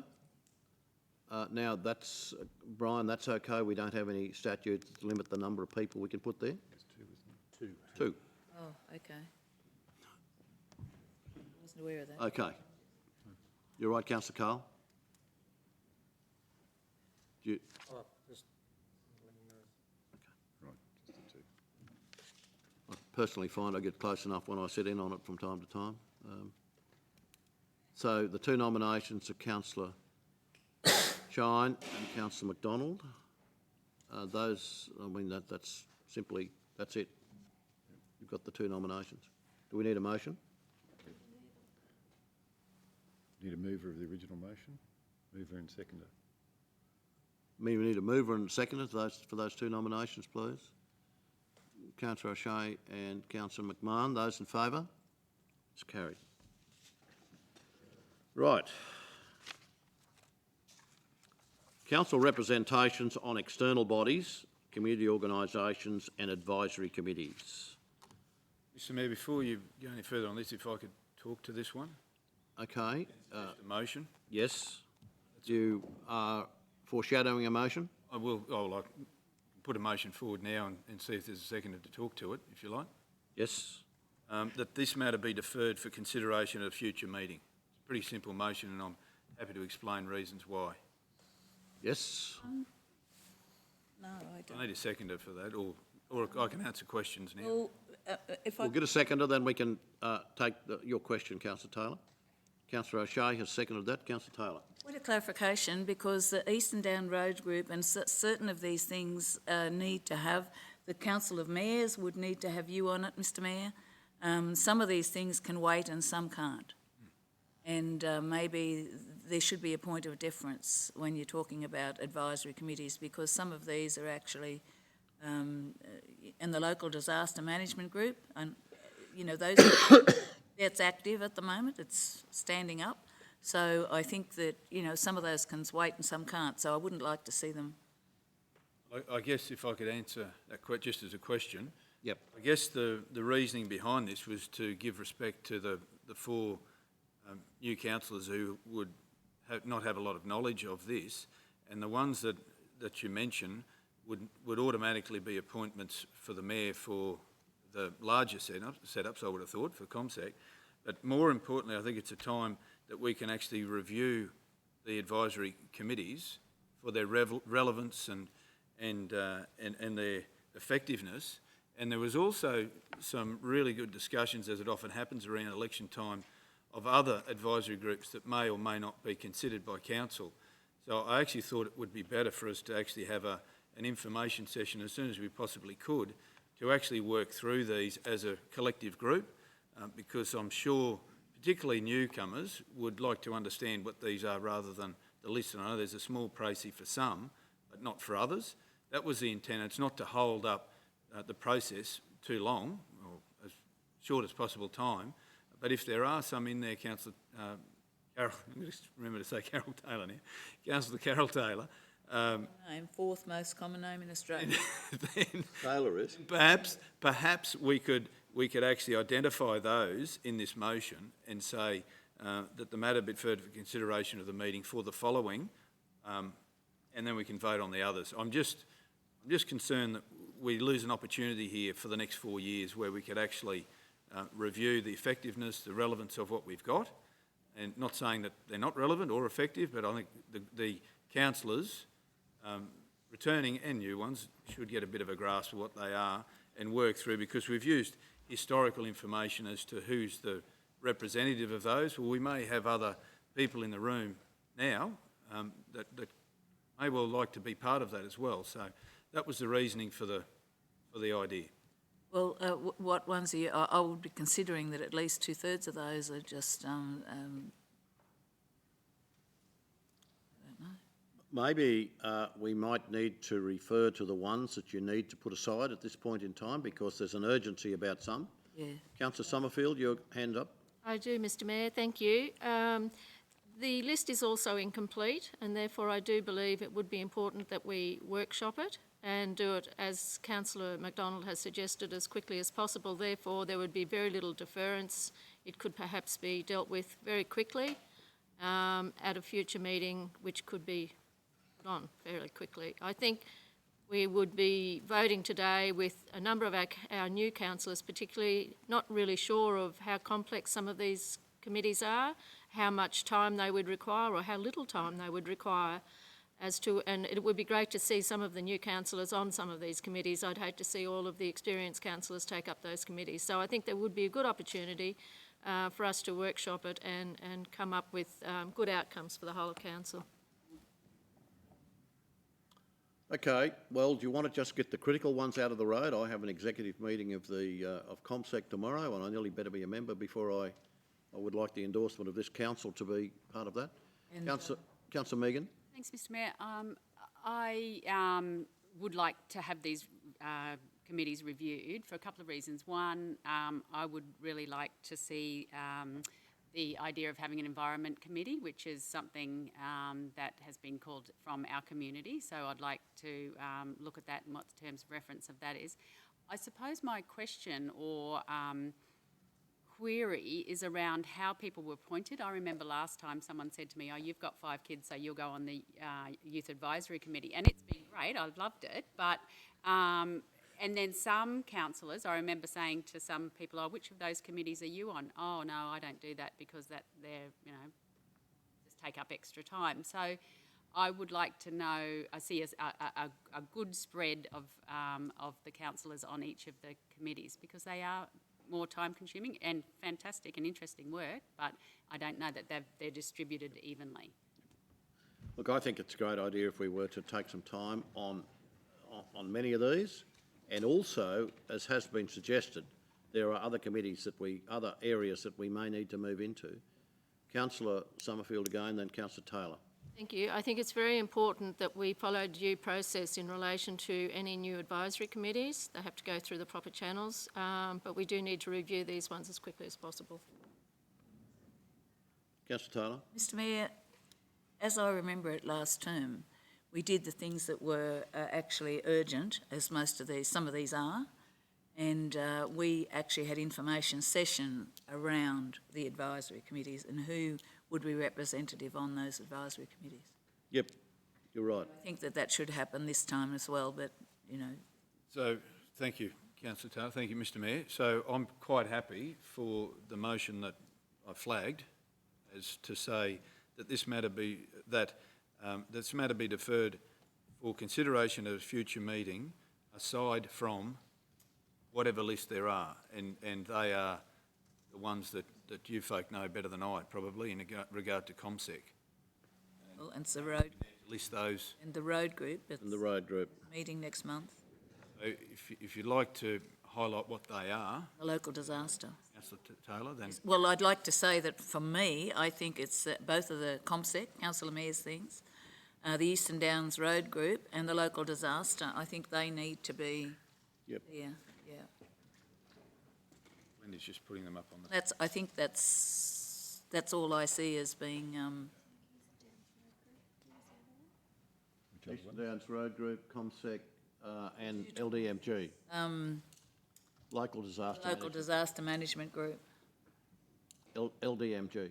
LDMG, yeah, because they're meeting at the moment. Yep. Okay.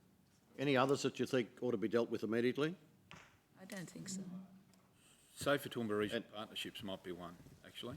Okay. Should it? Yeah, because it's under Constitution, Yep. needs a Sure. separate entity.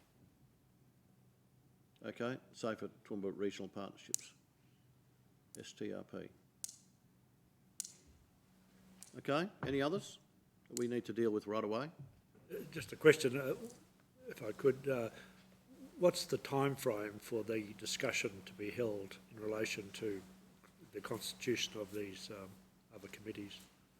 I'd have thought it would be quite urgent. In fact, within the next week, 10 days or 2 weeks, maybe.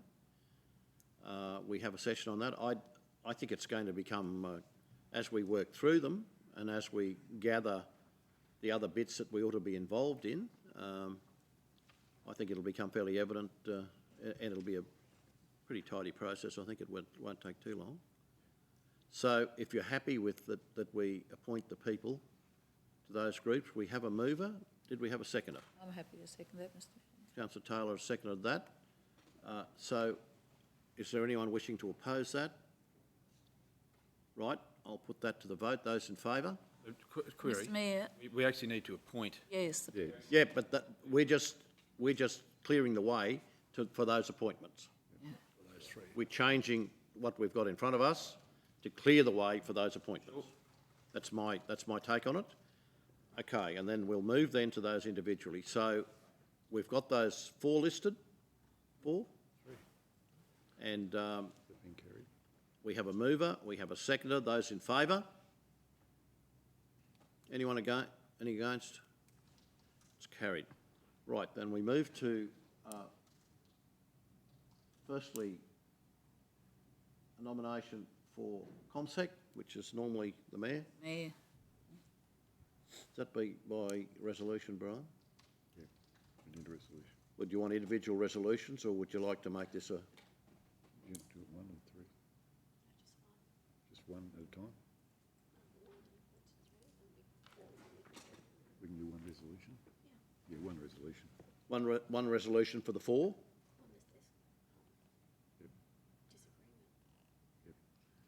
Mr. Mayor, clarification, if I can, perhaps to Councillor Carol Taylor. Are we talking ComSec as in the full list of ComSec ones there, or is it just the top one? Just the, Mayor South. this point in time, ComSec itself?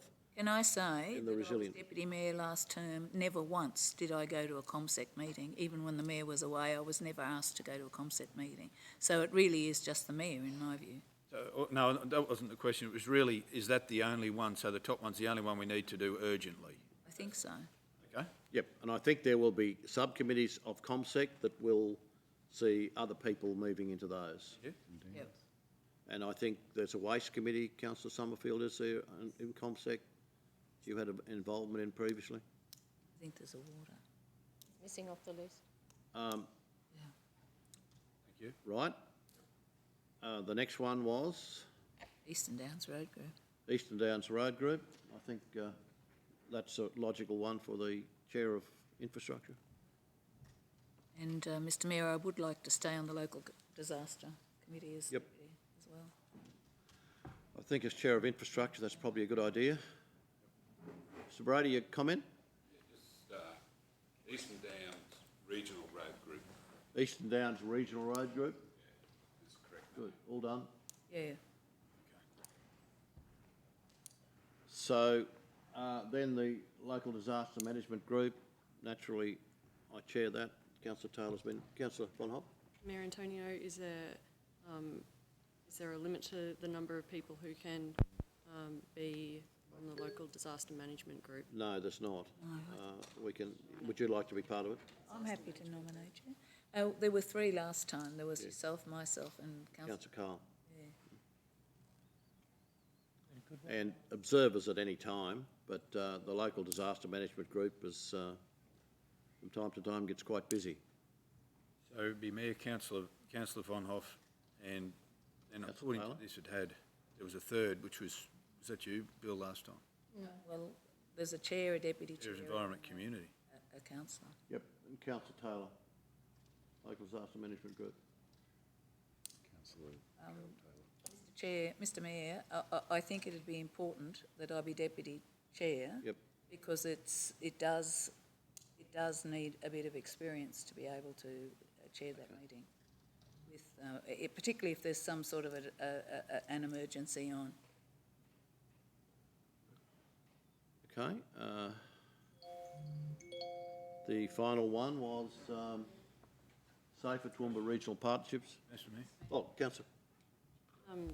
Mayor Antonio and Councillor Taylor, I'd like some information about that deputy. Speak louder, please. I'd like some information about that deputy chair role of the local disaster management group. When is that determined? Here, We now? determine it, yes. Okay. It's, the Local Disaster Management Group is a grouping of, principally our people. We bring in the police and the ambulance and the ABC and, Telstra and Yeah. QFS and Fire Brigade, SES, what else? Communities, Red Cross. yep, Councillor.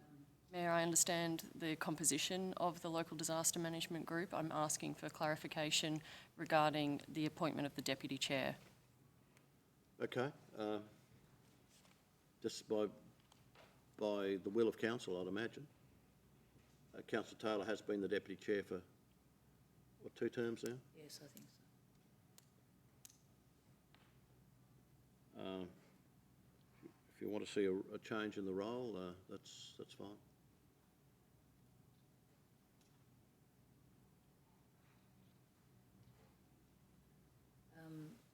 I would just point out that that can actually probably change at any time too, but at the moment we are actually under a bit of an emergency happening, and it again comes back to a bit of experience, I guess. It's up to council. Would you have liked a role? Mayor Antonio, I would like to nominate for deputy chair. I think we've made decisions based on experience this morning, and perhaps this is an opportunity for something different to that as the criteria upon which we make our decision. Okay. Do we have to handle this by resolution or? Do you want to separate that one out? Sorry? We might Separate that one out. separate that out as a second. Yep. Righto, well, we'll deal with the initial resolution with the first 3. There's no dissent there in the first 3. We haven't got Safer Toowoomba's partnerships yet. Safer Toowoomba Regional Partnerships you haven't done yet, Mr Mayor. Safer Toowoomba Regional Partnerships. Righto, sorry. I might give context in that if I could, Mr Mayor. Yes. Being the current chair of that, and it's actually an entity in its own right, a not-for-profit entity with its own constitution and bylaws, and I've been the chair of that for the last 8 years, so we've got quite a lot of good things happening around health and safety, including a new centre being built at Wilsonton, Wine Drive, Wilsonton Heights, the community centre there, this calendar year we built. So a lot of good things are happening there, and more than happy to continue that role. Anyone else wishing to be part of that? If it's appropriate to have more than one councillor on it. We have more than one council officer on the council, elected councillor? And of course, Can do. That hasn't been in the past. I know this says that there was 2, but there was never has been. Jeff, it's just you, wasn't it? Sorry? It was just you, wasn't it, last time? Just me, yeah. Has been for 8 years. well, do you want to, entirely up to this meeting, do you want to? Just for, association reasons, I was on it before Councillor McDonald was on it I remember that. as a local member of Parliament. But it's a worthwhile committee, which I'd like to have that association with for that reason. Remember that, Kerry? Oh, there. Bring him back. Councillor Carl? Chair, I'd like to nominate the Chair of Environment and Community, Councillor O'Shea. I think maybe it's time to hand the baton on, and we've run consistently in times past with that as a portfolio chair being responsible for that advisory group. I'll give context to clarification of that. The constitution of Safer Toowoomba Regional Partnerships is the chair of that organisation is either the mayor or the mayor's delegate. That's the constitution, and the deputy chair is the superintendent of police, which is Mark Kelly. So there is actually a structure in place for that, which surprised me why it was actually on here as something that was to be voted on. Because it is in fact the mayor by constitution or the mayor's delegate. So I'm suggesting that Councillor O'Shea be the Mayor's delegate, given the synergies with that portfolio, and they're quite far-reaching in my understanding, because before you, Councillor McDonald, I used to sit on that committee. That's right, I remember that, Bill, yeah. It shouldn't just be the mayor. Right. It's getting complex. Can I say something? Can I say something? I just raise it, given the synergies Yep. with the council's Can I say something? Yep. organisational structure, and some of the outcomes that would be directly beneficial and probably most efficient for council to be able to partner with this organisation. I'd seek the comments of the CEO prior to anyone else speaking. If the charter of that particular organisation says that the representative or the chair has to be the mayor, then it should be reflected, or recommend it be reflected here by saying the mayor or the mayor's delegate. And that's what you need to put in there. And if the mayor delegates that to whoever, that's all he needs to do. Then you're in line with the charter of the Safer Toowoomba Regional Partnerships Charter. Councillor Shine. Oh, well, if that's the case, then I would submit that what Councillor Carl is suggesting is not in accordance with the Constitution. And either it is the Mayor's delegate or it's the Council's delegate, and it says it has to be the Mayor's delegate. So So I'm suggesting that the mayor delegate you can't tell. You can't. as his delegate, because of the given synergies of how the organisation interacts with that, and it's primarily environment and community. That might well be so, but it's then not your delegation. Yep. Yep. Well, look, all I was saying is appreciate the nomination. I'd be happy if that's the situation. However, as you said, within the Constitution, if that's what it is, it's your call. So, and look, I don't know if there's a drama with the three of us being on and two of us one. I don't, I'm no drama either way. Is this about? I'm comfortable with the wording of it if that's the way it is. If it needs additional names and if it's Councillor Shine and myself to go alongside our mayor's delegate, or as I said, it's your delegation. And that's a matter that we should need to resolve somehow? I'm happy to take advice on that one. I think, Mr Mayor, that being the case, it's your place to resolve it, I think. Sorry, Councillor Taylor. You need to resolve it if it's your delegate. Yep, exactly. But I will take advice, as I just said. But you could change your choice from time to time, I would have thought. Yeah. Exactly. Right. So, we have got to the Eastern Downs Road Group sorted, ComSec sorted, Safer Toowoomba Regional Partnership sorted. Are you happy to place them into one resolution and resolve them now? Those three groups?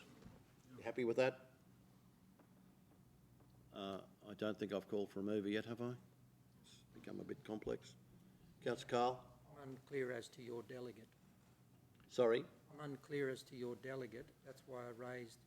Yep. Well, obviously the Constitution has in it Safer Toowoomba Regional Partnerships that the chair will be from council and will be my delegate, will be the mayor or my delegate. So, maybe the best thing to do is attempt to change the Constitution if you're not happy. You're not happy with that. I'm merely wanting clarification who your delegate would be in your absence. Well, I've just said I'm happy to talk to those who have an interest in the job. We work from that. Councillor McDonald has done an awful lot of work in recent times, and he's obviously would be the favourite to take the role on a little further, and he may wish to bring someone through, and we can. If you're too busy, we might be able to bring someone else through. Yeah, that's the motion is what it is, the mayor or the mayor's delegate. Yep. It doesn't have to be, it could be anyone. That's right. Actually, before me, it was Professor Peter Swinnell. That's right. He was the mayor's delegate. He was. Jeff Holmes. Sorry? Jeff Holmes. Jeff's the secretary. That's... Right, so in terms of all that, we'd need a motion that those three issues be resolved. Happy to move. That's not including the local disaster management group. Have we a mover, please? Sorry? It includes a local disaster management group, but not who the deputy chair is. That's the next decision. It includes the local. We've got membership. three delegates for the local disaster management group. It doesn't include the deputy chair. Is that all right? We'll move to. Do we have to resolve the deputy chair today? In the next resolution. Next resolution. So you've got the four items before you. the 4 lots of delegates to those various bodies. I need a mover, please. Councillor Summerfield and Councillor Melissa Taylor. Those in favour? That's carried. Right. There's another motion. Another motion as in terms of the Deputy Chair of the Local Disaster Management Group.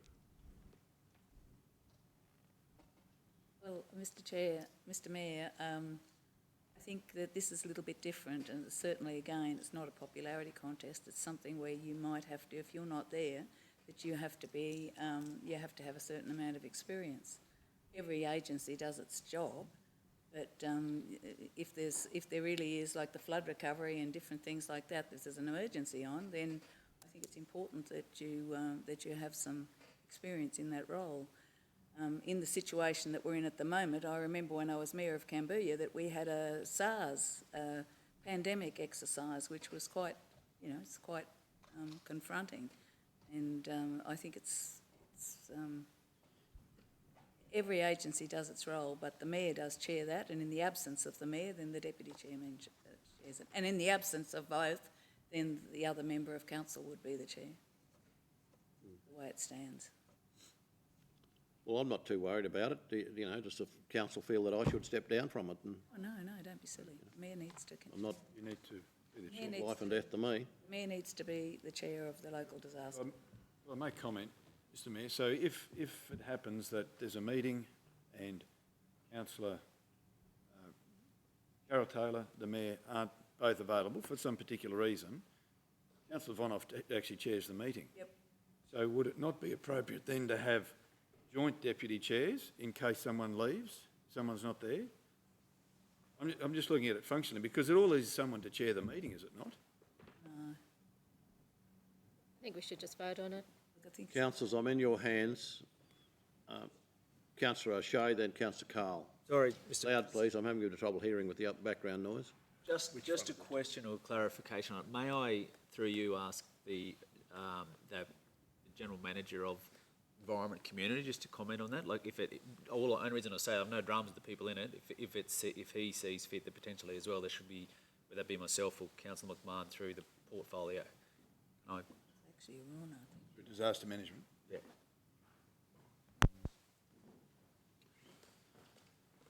General Manager Nick Hauser. Thank you, Mr Mayor. Good morning, councillors. Thanks for the question, Councillor O'Shea, and through you, Mr Chair. Councillors, the appointment of the Deputy Chair need only be a councillor appointed by council. So that's in fact what you're doing now. I think the question relates to the makeup of who those councillors should be. That's entirely at council's discretion. I think last time the Chair of Environment Community Services, along with Chair of Infrastructure and Deputy Chair, Councillor Taylor. Councillor Carl and I. So it's entirely at council's discretion. We see fit to appoint to the LDMG. That's all I was seeking clarification on. Thank you. Resolution, please. Councillor Vonhoff. Mayor Antonio, a comment, if I may, that my interest in this is personal insofar as I have spoken about crisis management response just this morning, and further in our briefing sessions in the past 48 hours, councillors have also heard my interest and the high priority that I attach to QFS and SES work, and it's personal interest. This is why I have nominated for the position of Deputy in the Local Disaster Management Group. Okay. We seek a resolution of council to...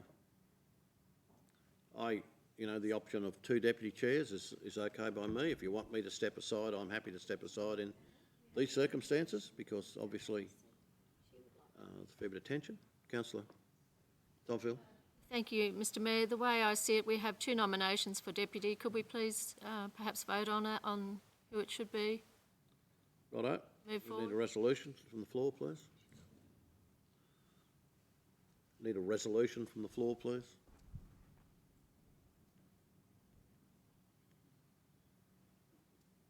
Councillor Vonhoff. I resolve that Councillor Rebecca Vonhoff be appointed Deputy Chair of the Local Disaster Management Group.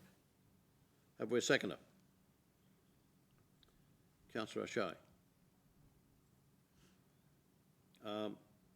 You wishing to speak? Mayor, I've said Anyone else wishing to make comment? I'll put that to the vote. Those in favour of Councillor Von Hoff being appointed to that position, indicate please. Yep. Those against? 1, 2, 3, 1, 2.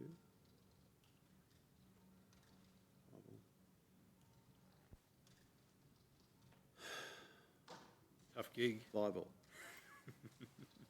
I would be very much in favour of 2 deputy chairs, to be quite honest.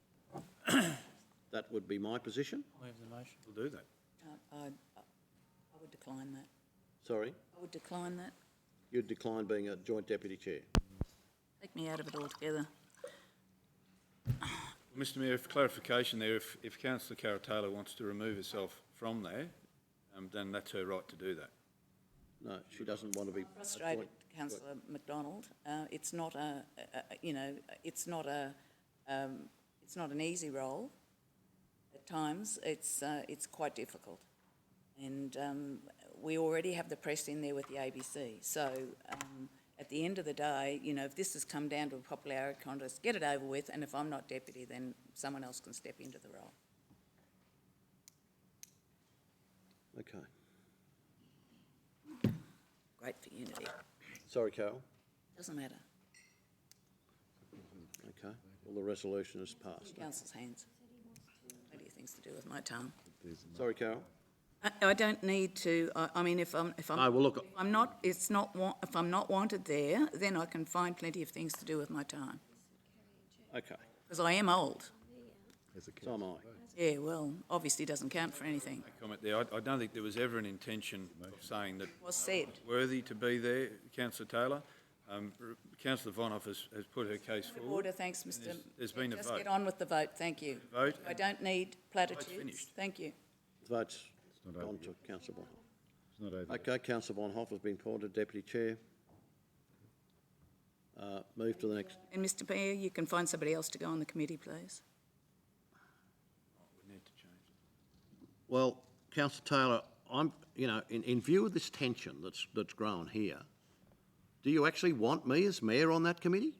I mean, should there be someone else? It's obviously, I'm getting a bit wound up about this one. Mr Mayor, if Councillor Taylor has the prerogative to remove herself off, at least if she so feels that she is, I would see that as detrimental for our organisation. Absolutely. To do that. Her knowledge, skill and expertise in the role should be put in that position. But I'm not in that position, so what does it matter? But that's her prerogative if she'd like to do that. Your contribution to the LDMG has been enormous, Councillor Taylor. You know that. I do know that. Yep. And, Mr. Mayor, the mayor has to be the chair Yep. of the LDMG. Yep. And this is becoming quite silly in that, it is something that's quite close to my heart as well. And I've been through some very big dramas with this council, with the LDMG. Yes. I have a lot of relationships with a lot of those people sitting around that table. So what I'm saying is, if I'm not good enough to be, my experience isn't being valued in that role, well then perhaps you should have some innovation and bring another young one up. Well, Councillor Taylor, as I said before, your contribution to that particular organisation has been enormous, and I would beg of you to be part of it. Because you will, working with your general manager and working with the people you work with, have made a major contribution. Through process, Mr Mayor, we would have to rescind the previous motion because we've already voted in favour of Councillor Carol Taylor, Councillor Rebecca Von Hoff and yourself as being part of that. And this is. But we've moved then to a second motion about who the deputy chair ought to be. We've already moved that, so we would have to rescind the first motion if Councillor Taylor wanted to remove herself from there. No, I hope that Councillor Taylor will in the light of everything, will stay to be part of it because of her contribution. She will be part of it. Councillor Von Hoff will be the deputy. Okay. Now, where are we? Brian, give me some advice, please. Review of external industry bodies. the balance of those organisations, Mr CEO, will come to us by way of an information session. Correct. Yep. That's right. So we then move to council representation on external industry bodies. No, that's the one we've just done. Done that. Item 7 is the review of delegations. Over to Brian, would you just go through that one, please? My iPad switched itself off again.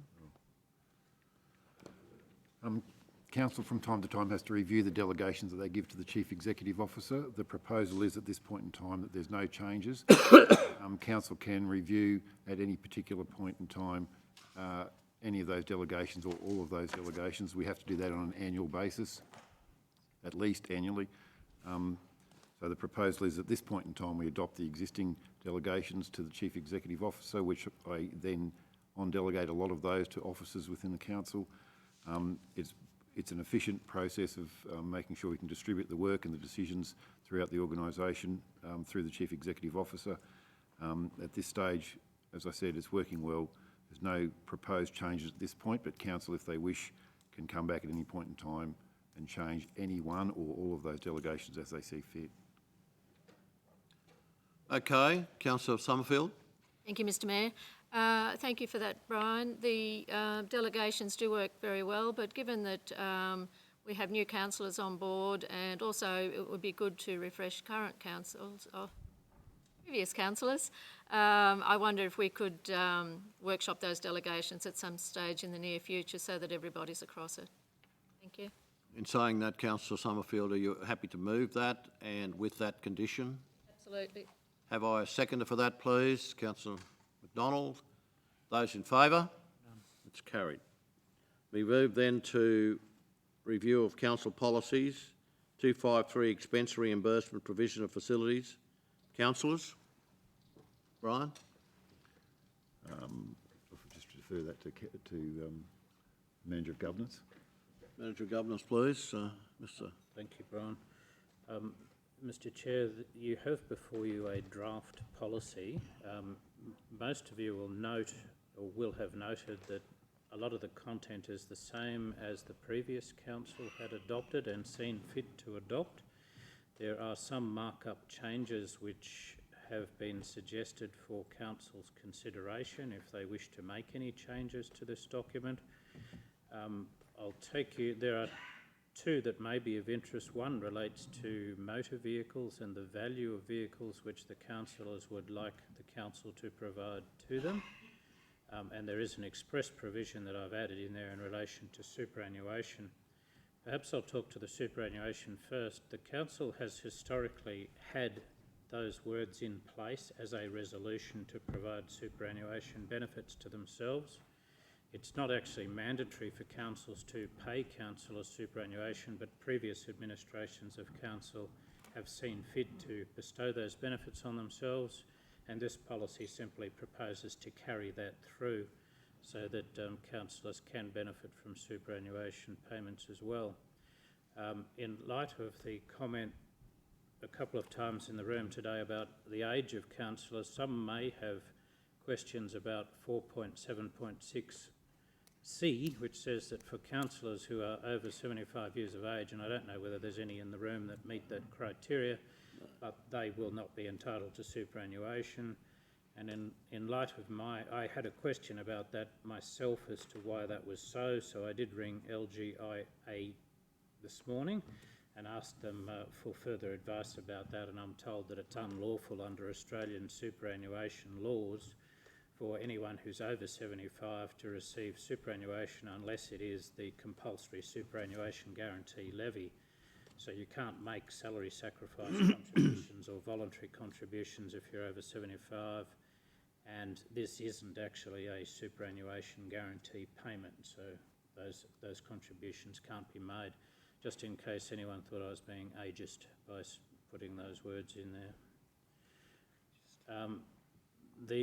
Going back to the top of that page, it's up to council to decide what the maximum value of the vehicles should be. That hasn't been clear in past policies, and it really should be to provide some guidance to the staff who need to administer which vehicles the councillors are entitled to. And there's one other issue there. Again, it's not mandatory for councillors to do so, but as a possible good governance improvement, if I take you to 4.4.2, there is an option there for the councillors to decide that once the cost of something which a councillor wishes to attend reaches a certain monetary level, that full council, etc., or that the majority of the council agree to those costs being incurred. Again, that hasn't been in the historic policies, but it may be something that the majority is interested in inserting at this point in time. Okay, Councillor McDonald. Thanks, Mr Mayor. If I could go through you to Mr Wilson, I guess it's really just a comment on that last one you mentioned, 4.4.2. And I do have concerns about this council coming up with an arbitrary figure of what that may be, and would really urge council to consider removing that whole second paragraph. So if you go to page 187 of 214, it's up the top of that page in the marked up copy.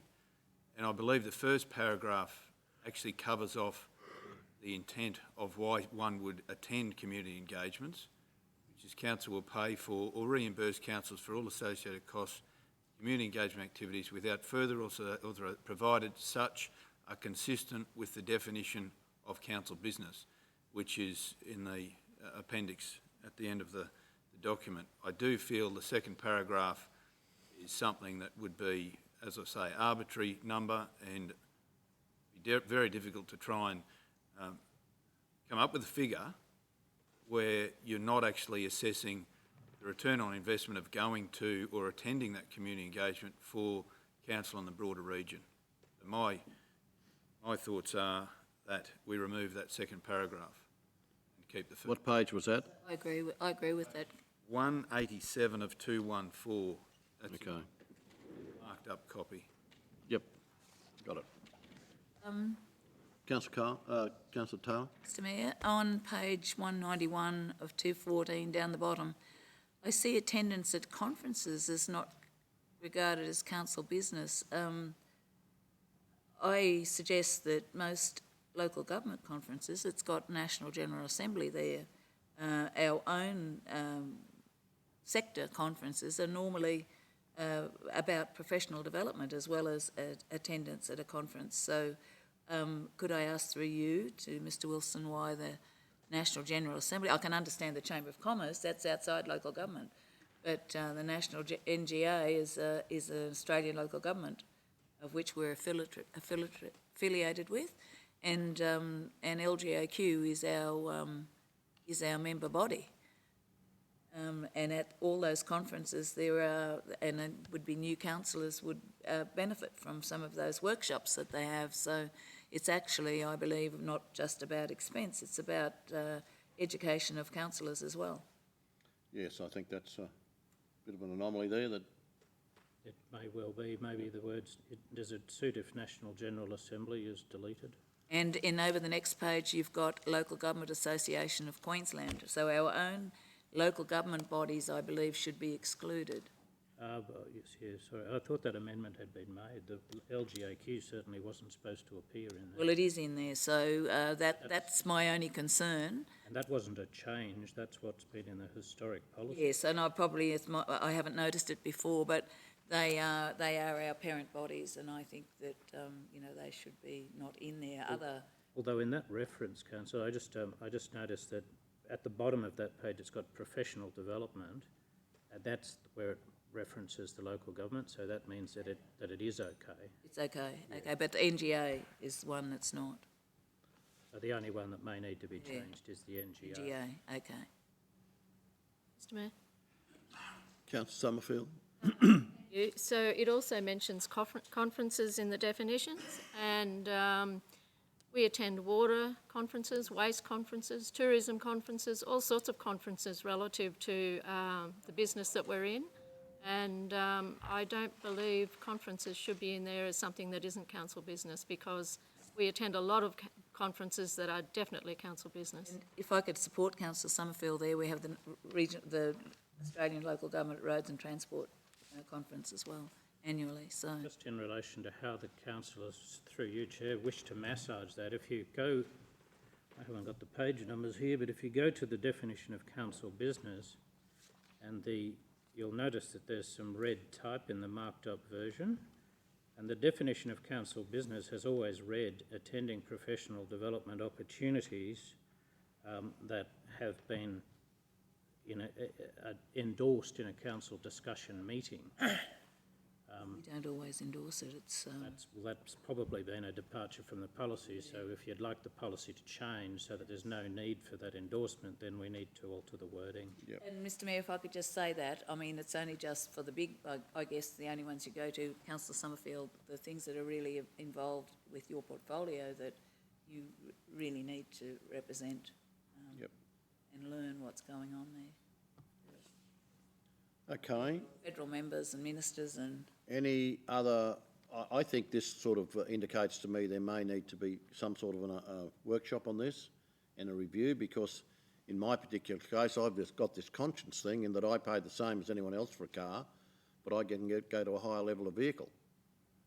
I think the cost of my car ought to reflect the cost to me of my car ought to reflect the cost to the council in proportionate. Mr Mayor, I think we've had this discussion before. The Mayor's car is the Mayor's car, and I think it needs to stay the way it is, the equivalent of a general manager's, should you so desire. I beg to disagree, but anyhow, we've had that discussion a couple of times. Yeah. Councillor Summerfield. Thank you, Mr Mayor. In relation to the vehicles, I have a thought as well, and that is that the description in there should reflect our positions, and it currently doesn't. I believe that the Mayor's car should be relative to the CEO, and that the councillor's car should be relative to the general managers. Having said that, I think the cars that we are provided with are more than suitable, and therefore my recommendation is that we actually review the motor vehicle policy to ensure we're not over-providing in the vehicle ranges for all of our staff. Because at the end of the day, the vehicles that are provided to us are well and truly suitable for us, and I believe that it needs to be reflective in this policy that the CEO and the Mayor is on one level and the general managers and the councillors are on another, which is truly reflective of our positions at this council. But the actual motor vehicle policy be reviewed. Mr Mayor. Okay, Councillor Taylor. Any on that, with everything a little bit in limbo as it is, we're really not sure what will happen with the car industry, and now they're all coming from overseas. And I think that we need to probably hasten with caution in this regard, also recognising that a lot of our senior staff, including our general managers, it reflects their contract. So it's part of their contract, not just something that council is providing for them. No, it's not. That's not true. Righto. Maybe there ought to be some discussion around the cars and this policy generally. But at this, Councillor Cole, you had a comment? A couple of comments. I'm struggling with how we're hopping around in this. Yeah, we are a bit. We're all over the place. We didn't get a definitive outcome from Councillor McDonald's comments. We went from there to council business and the definitions. I have some concerns about in these times. We're coming into challenging times. I think it would be responsible for every councillor to be able to bring to council their reasoning for attending a conference, whether it's in their portfolio or not. And the reason why I say that, we've got to be considerate of a budget. This council, like any other organisation in this region and beyond, will have challenges on their budget. I think it's fair and just for a councillor to be able to justify their reason to the whole of council to decide whether they go on attend a conference or not. That's fair and reasonable. That's our responsibility to be prudent with the budget. As far as cars, and I know I'm hopping around because I'm following the conversation, and that is, I'm quite happy with the way things are. I'm quite happy to be, as the policy states, and in fact, I'm way overdue for a replacement, and I've got the officer on my back saying, you need to get this done. So, anyway, Yeah, I'm happy with it as well. the standard of vehicle, the level that it's pitched at, it manages, and I think we need to be mindful and cognizant of that in the context of an overall budget and the challenges council will face. Okay. So, in I'm happy as with far as it. Councillor MacDonald's point, and I've lost it here on my board books, could we go back to that and get some clarity, please?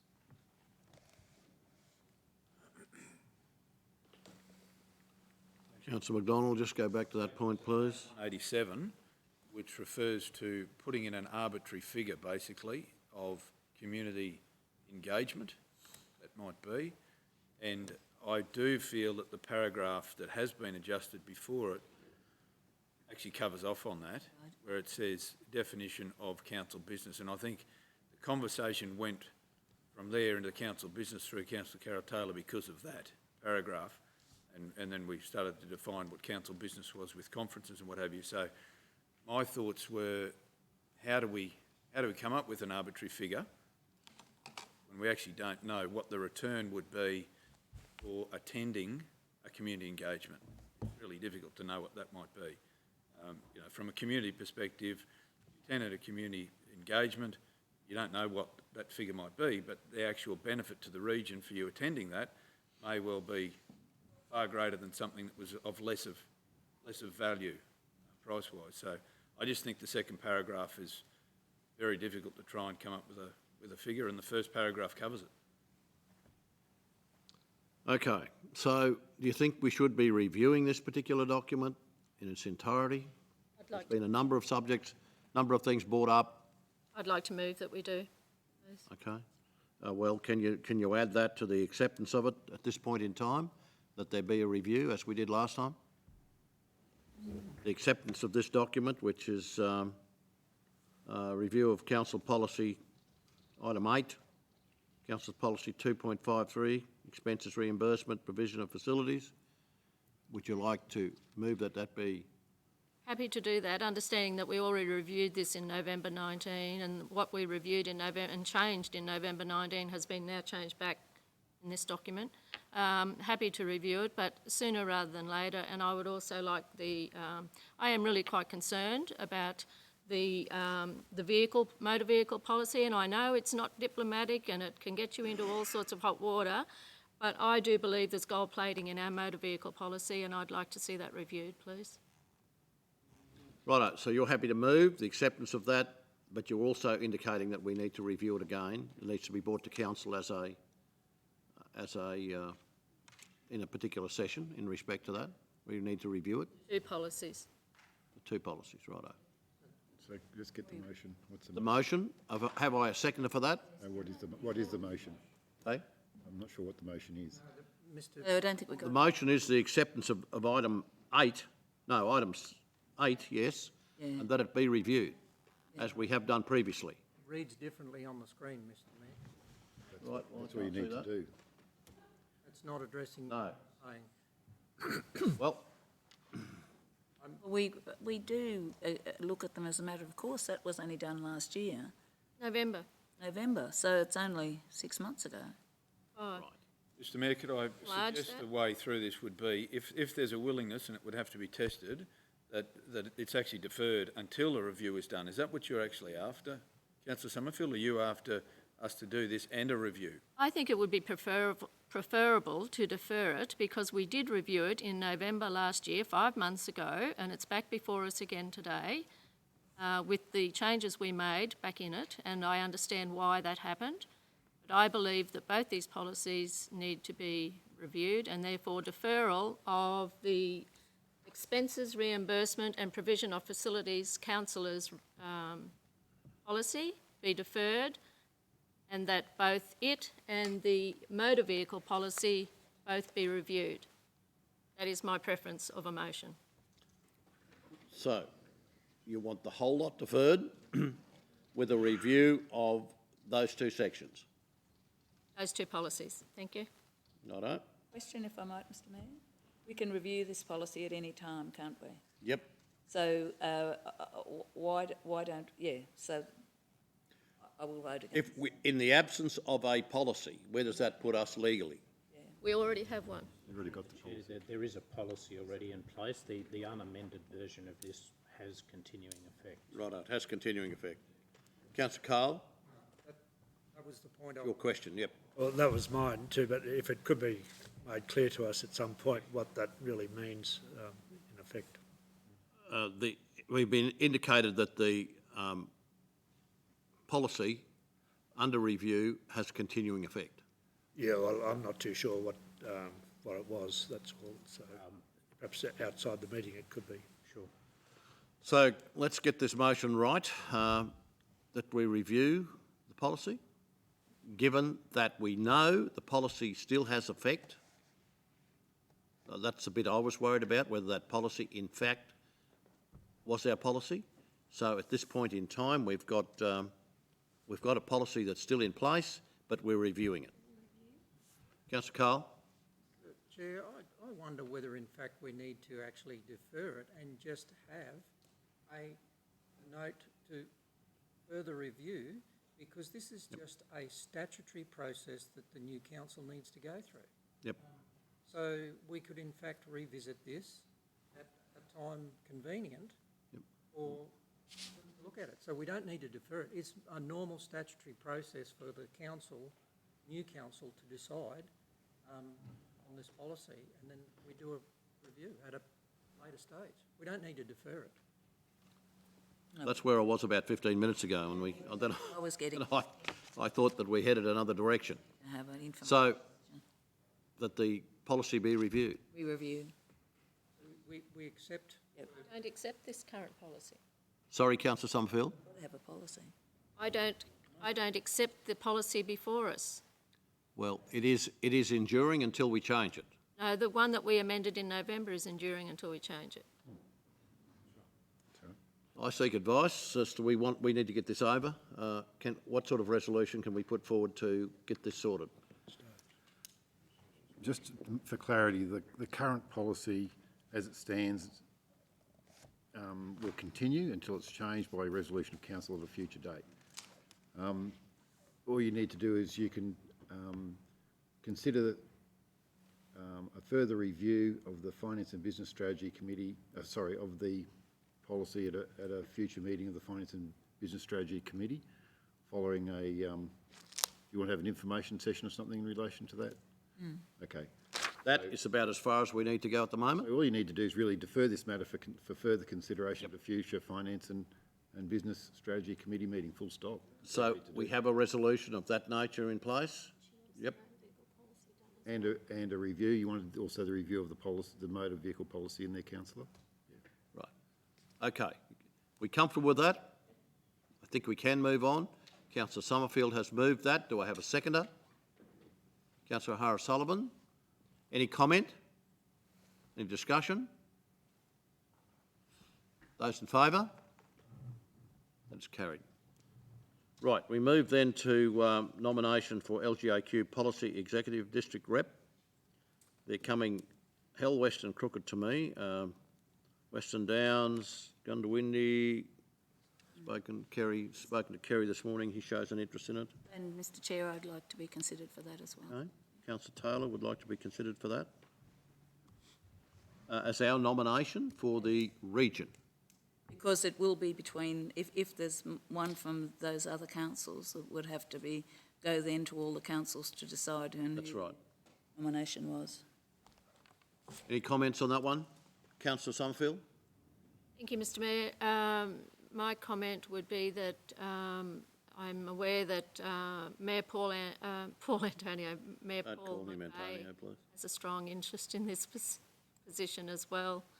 And I know that Western Downs councillor last term was our representative on there. 2 terms, actually. I just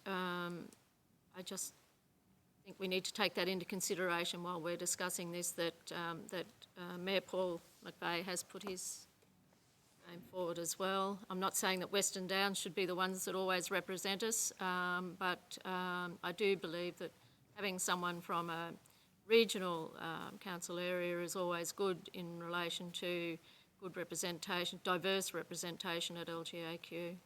It's just thought I'd throw that in the mix. Okay. Mayor, if I could- Joe McNally from, sorry? Mr Mayor, Ray Brown was our representative for 2 terms of council. Yep. Joe McNally from Southern Downs has been lobbying. McVeigh's lobbying. So this will go to the region for a vote, the whole broader region, where we'll all get a vote. So just to explain that, who votes? Sorry, Who votes at that meeting? each councillor individually votes, I think. Each councillor. Each council votes, Gundawindi, Southern Downs, Western Downs and Toowoomba. So it's a vote by the council as opposed to councillors. By all the councillors, individually, each council will come back with who they, And how many is there? 4 or 5? 4, I believe. I can't tell you exactly. Gundawindi, 4 Western votes, in other Downs, words. Southern Downs and Toowoomba Regional Council, I think. There's 4 votes, in other words. Yep. Not, it's not all of the councillors combined. You know. No. No, each council. Right.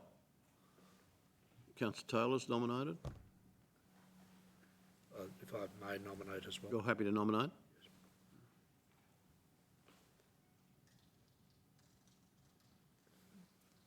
Any other nominations? Do we need to sort that now, or what do we need to do? Or those 2 nominations both just go forward? No, we have to decide on who ours is.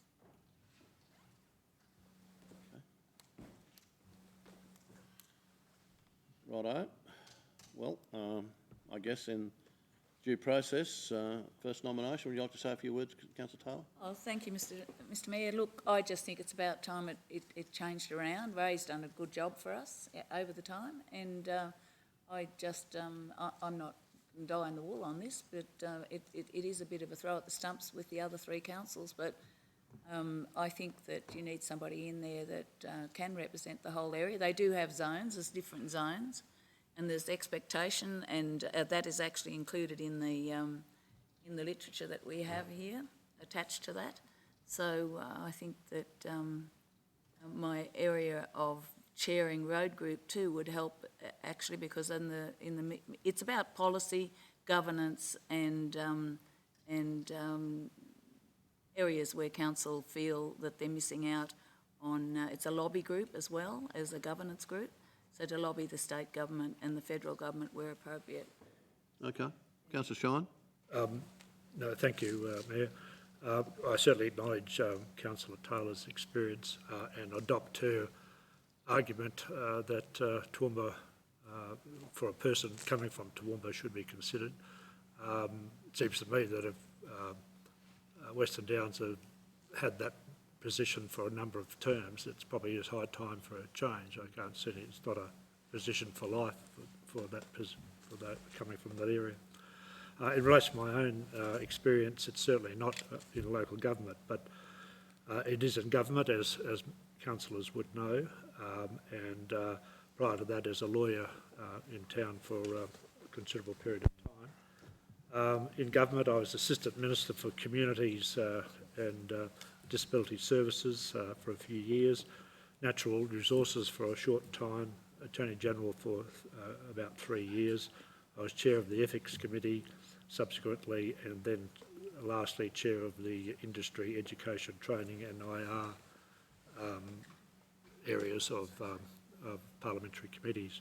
So my experience has been broad and as well as deep in some instances, and I think it would be of worth to local government in Queensland generally, and for that reason I'm putting my name forward. Okay. Any other comments around the room? If not, I guess we now put that to the vote. Those. Which one? Wait a minute. We'll have to do it in the way that. First nominee? Sorry. There's 2 nominees, so I'll do 1 nominee first. One nominee first. The first nominee was Councillor Taylor. Yep.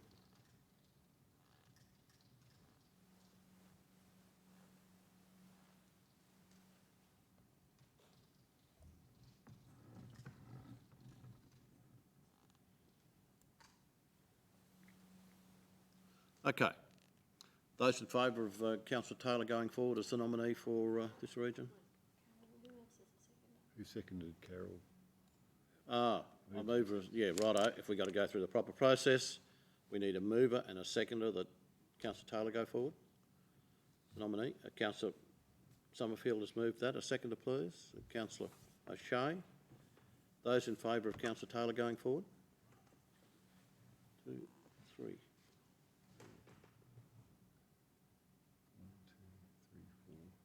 3, 4. Okay. Well, haven't quite got the majority. Yes, you have. 1, 1, 2. Your vote, Paul. Put your hand up, those 4. 1, 2, 2, 3, 4, 3, 5, 4. 6. 6. Yeah, Councillor Taylor. Councillor Taylor is. Okay. And bear in mind that goes into the pot with the other councils, but I can inform council that Peter Taylor, the former mayor here, was a representative on policy executive some years ago for coming from the John Darien Shire Council. Okay. We need then to move to the determination of the special meeting, date of the special meeting to consider local economic stimulus and relief options. Brian, you had a recommendation, did you? Councillors, I thought the special meeting could be scheduled for next Wednesday, 29th of April at 10 a.m. 29th of April, 10 a.m. Have a mover that the meeting be held the 29th of April. Councillor O'Sullivan, Councillor O'Shea. It's not in my diary, Mr Mayor. Has it been sent out? Or? In mine. No, this is the first. Hasn't been adopted yet.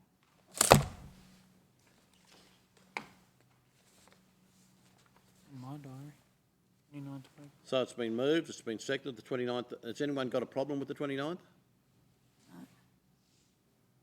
I'll put that to the vote. Those in favour? It's carried. Right, well that concludes the meeting. It's been a very long and a very tough meeting, and thank you very much for your commitment to it. And we meet again soon. Close the meeting. So we have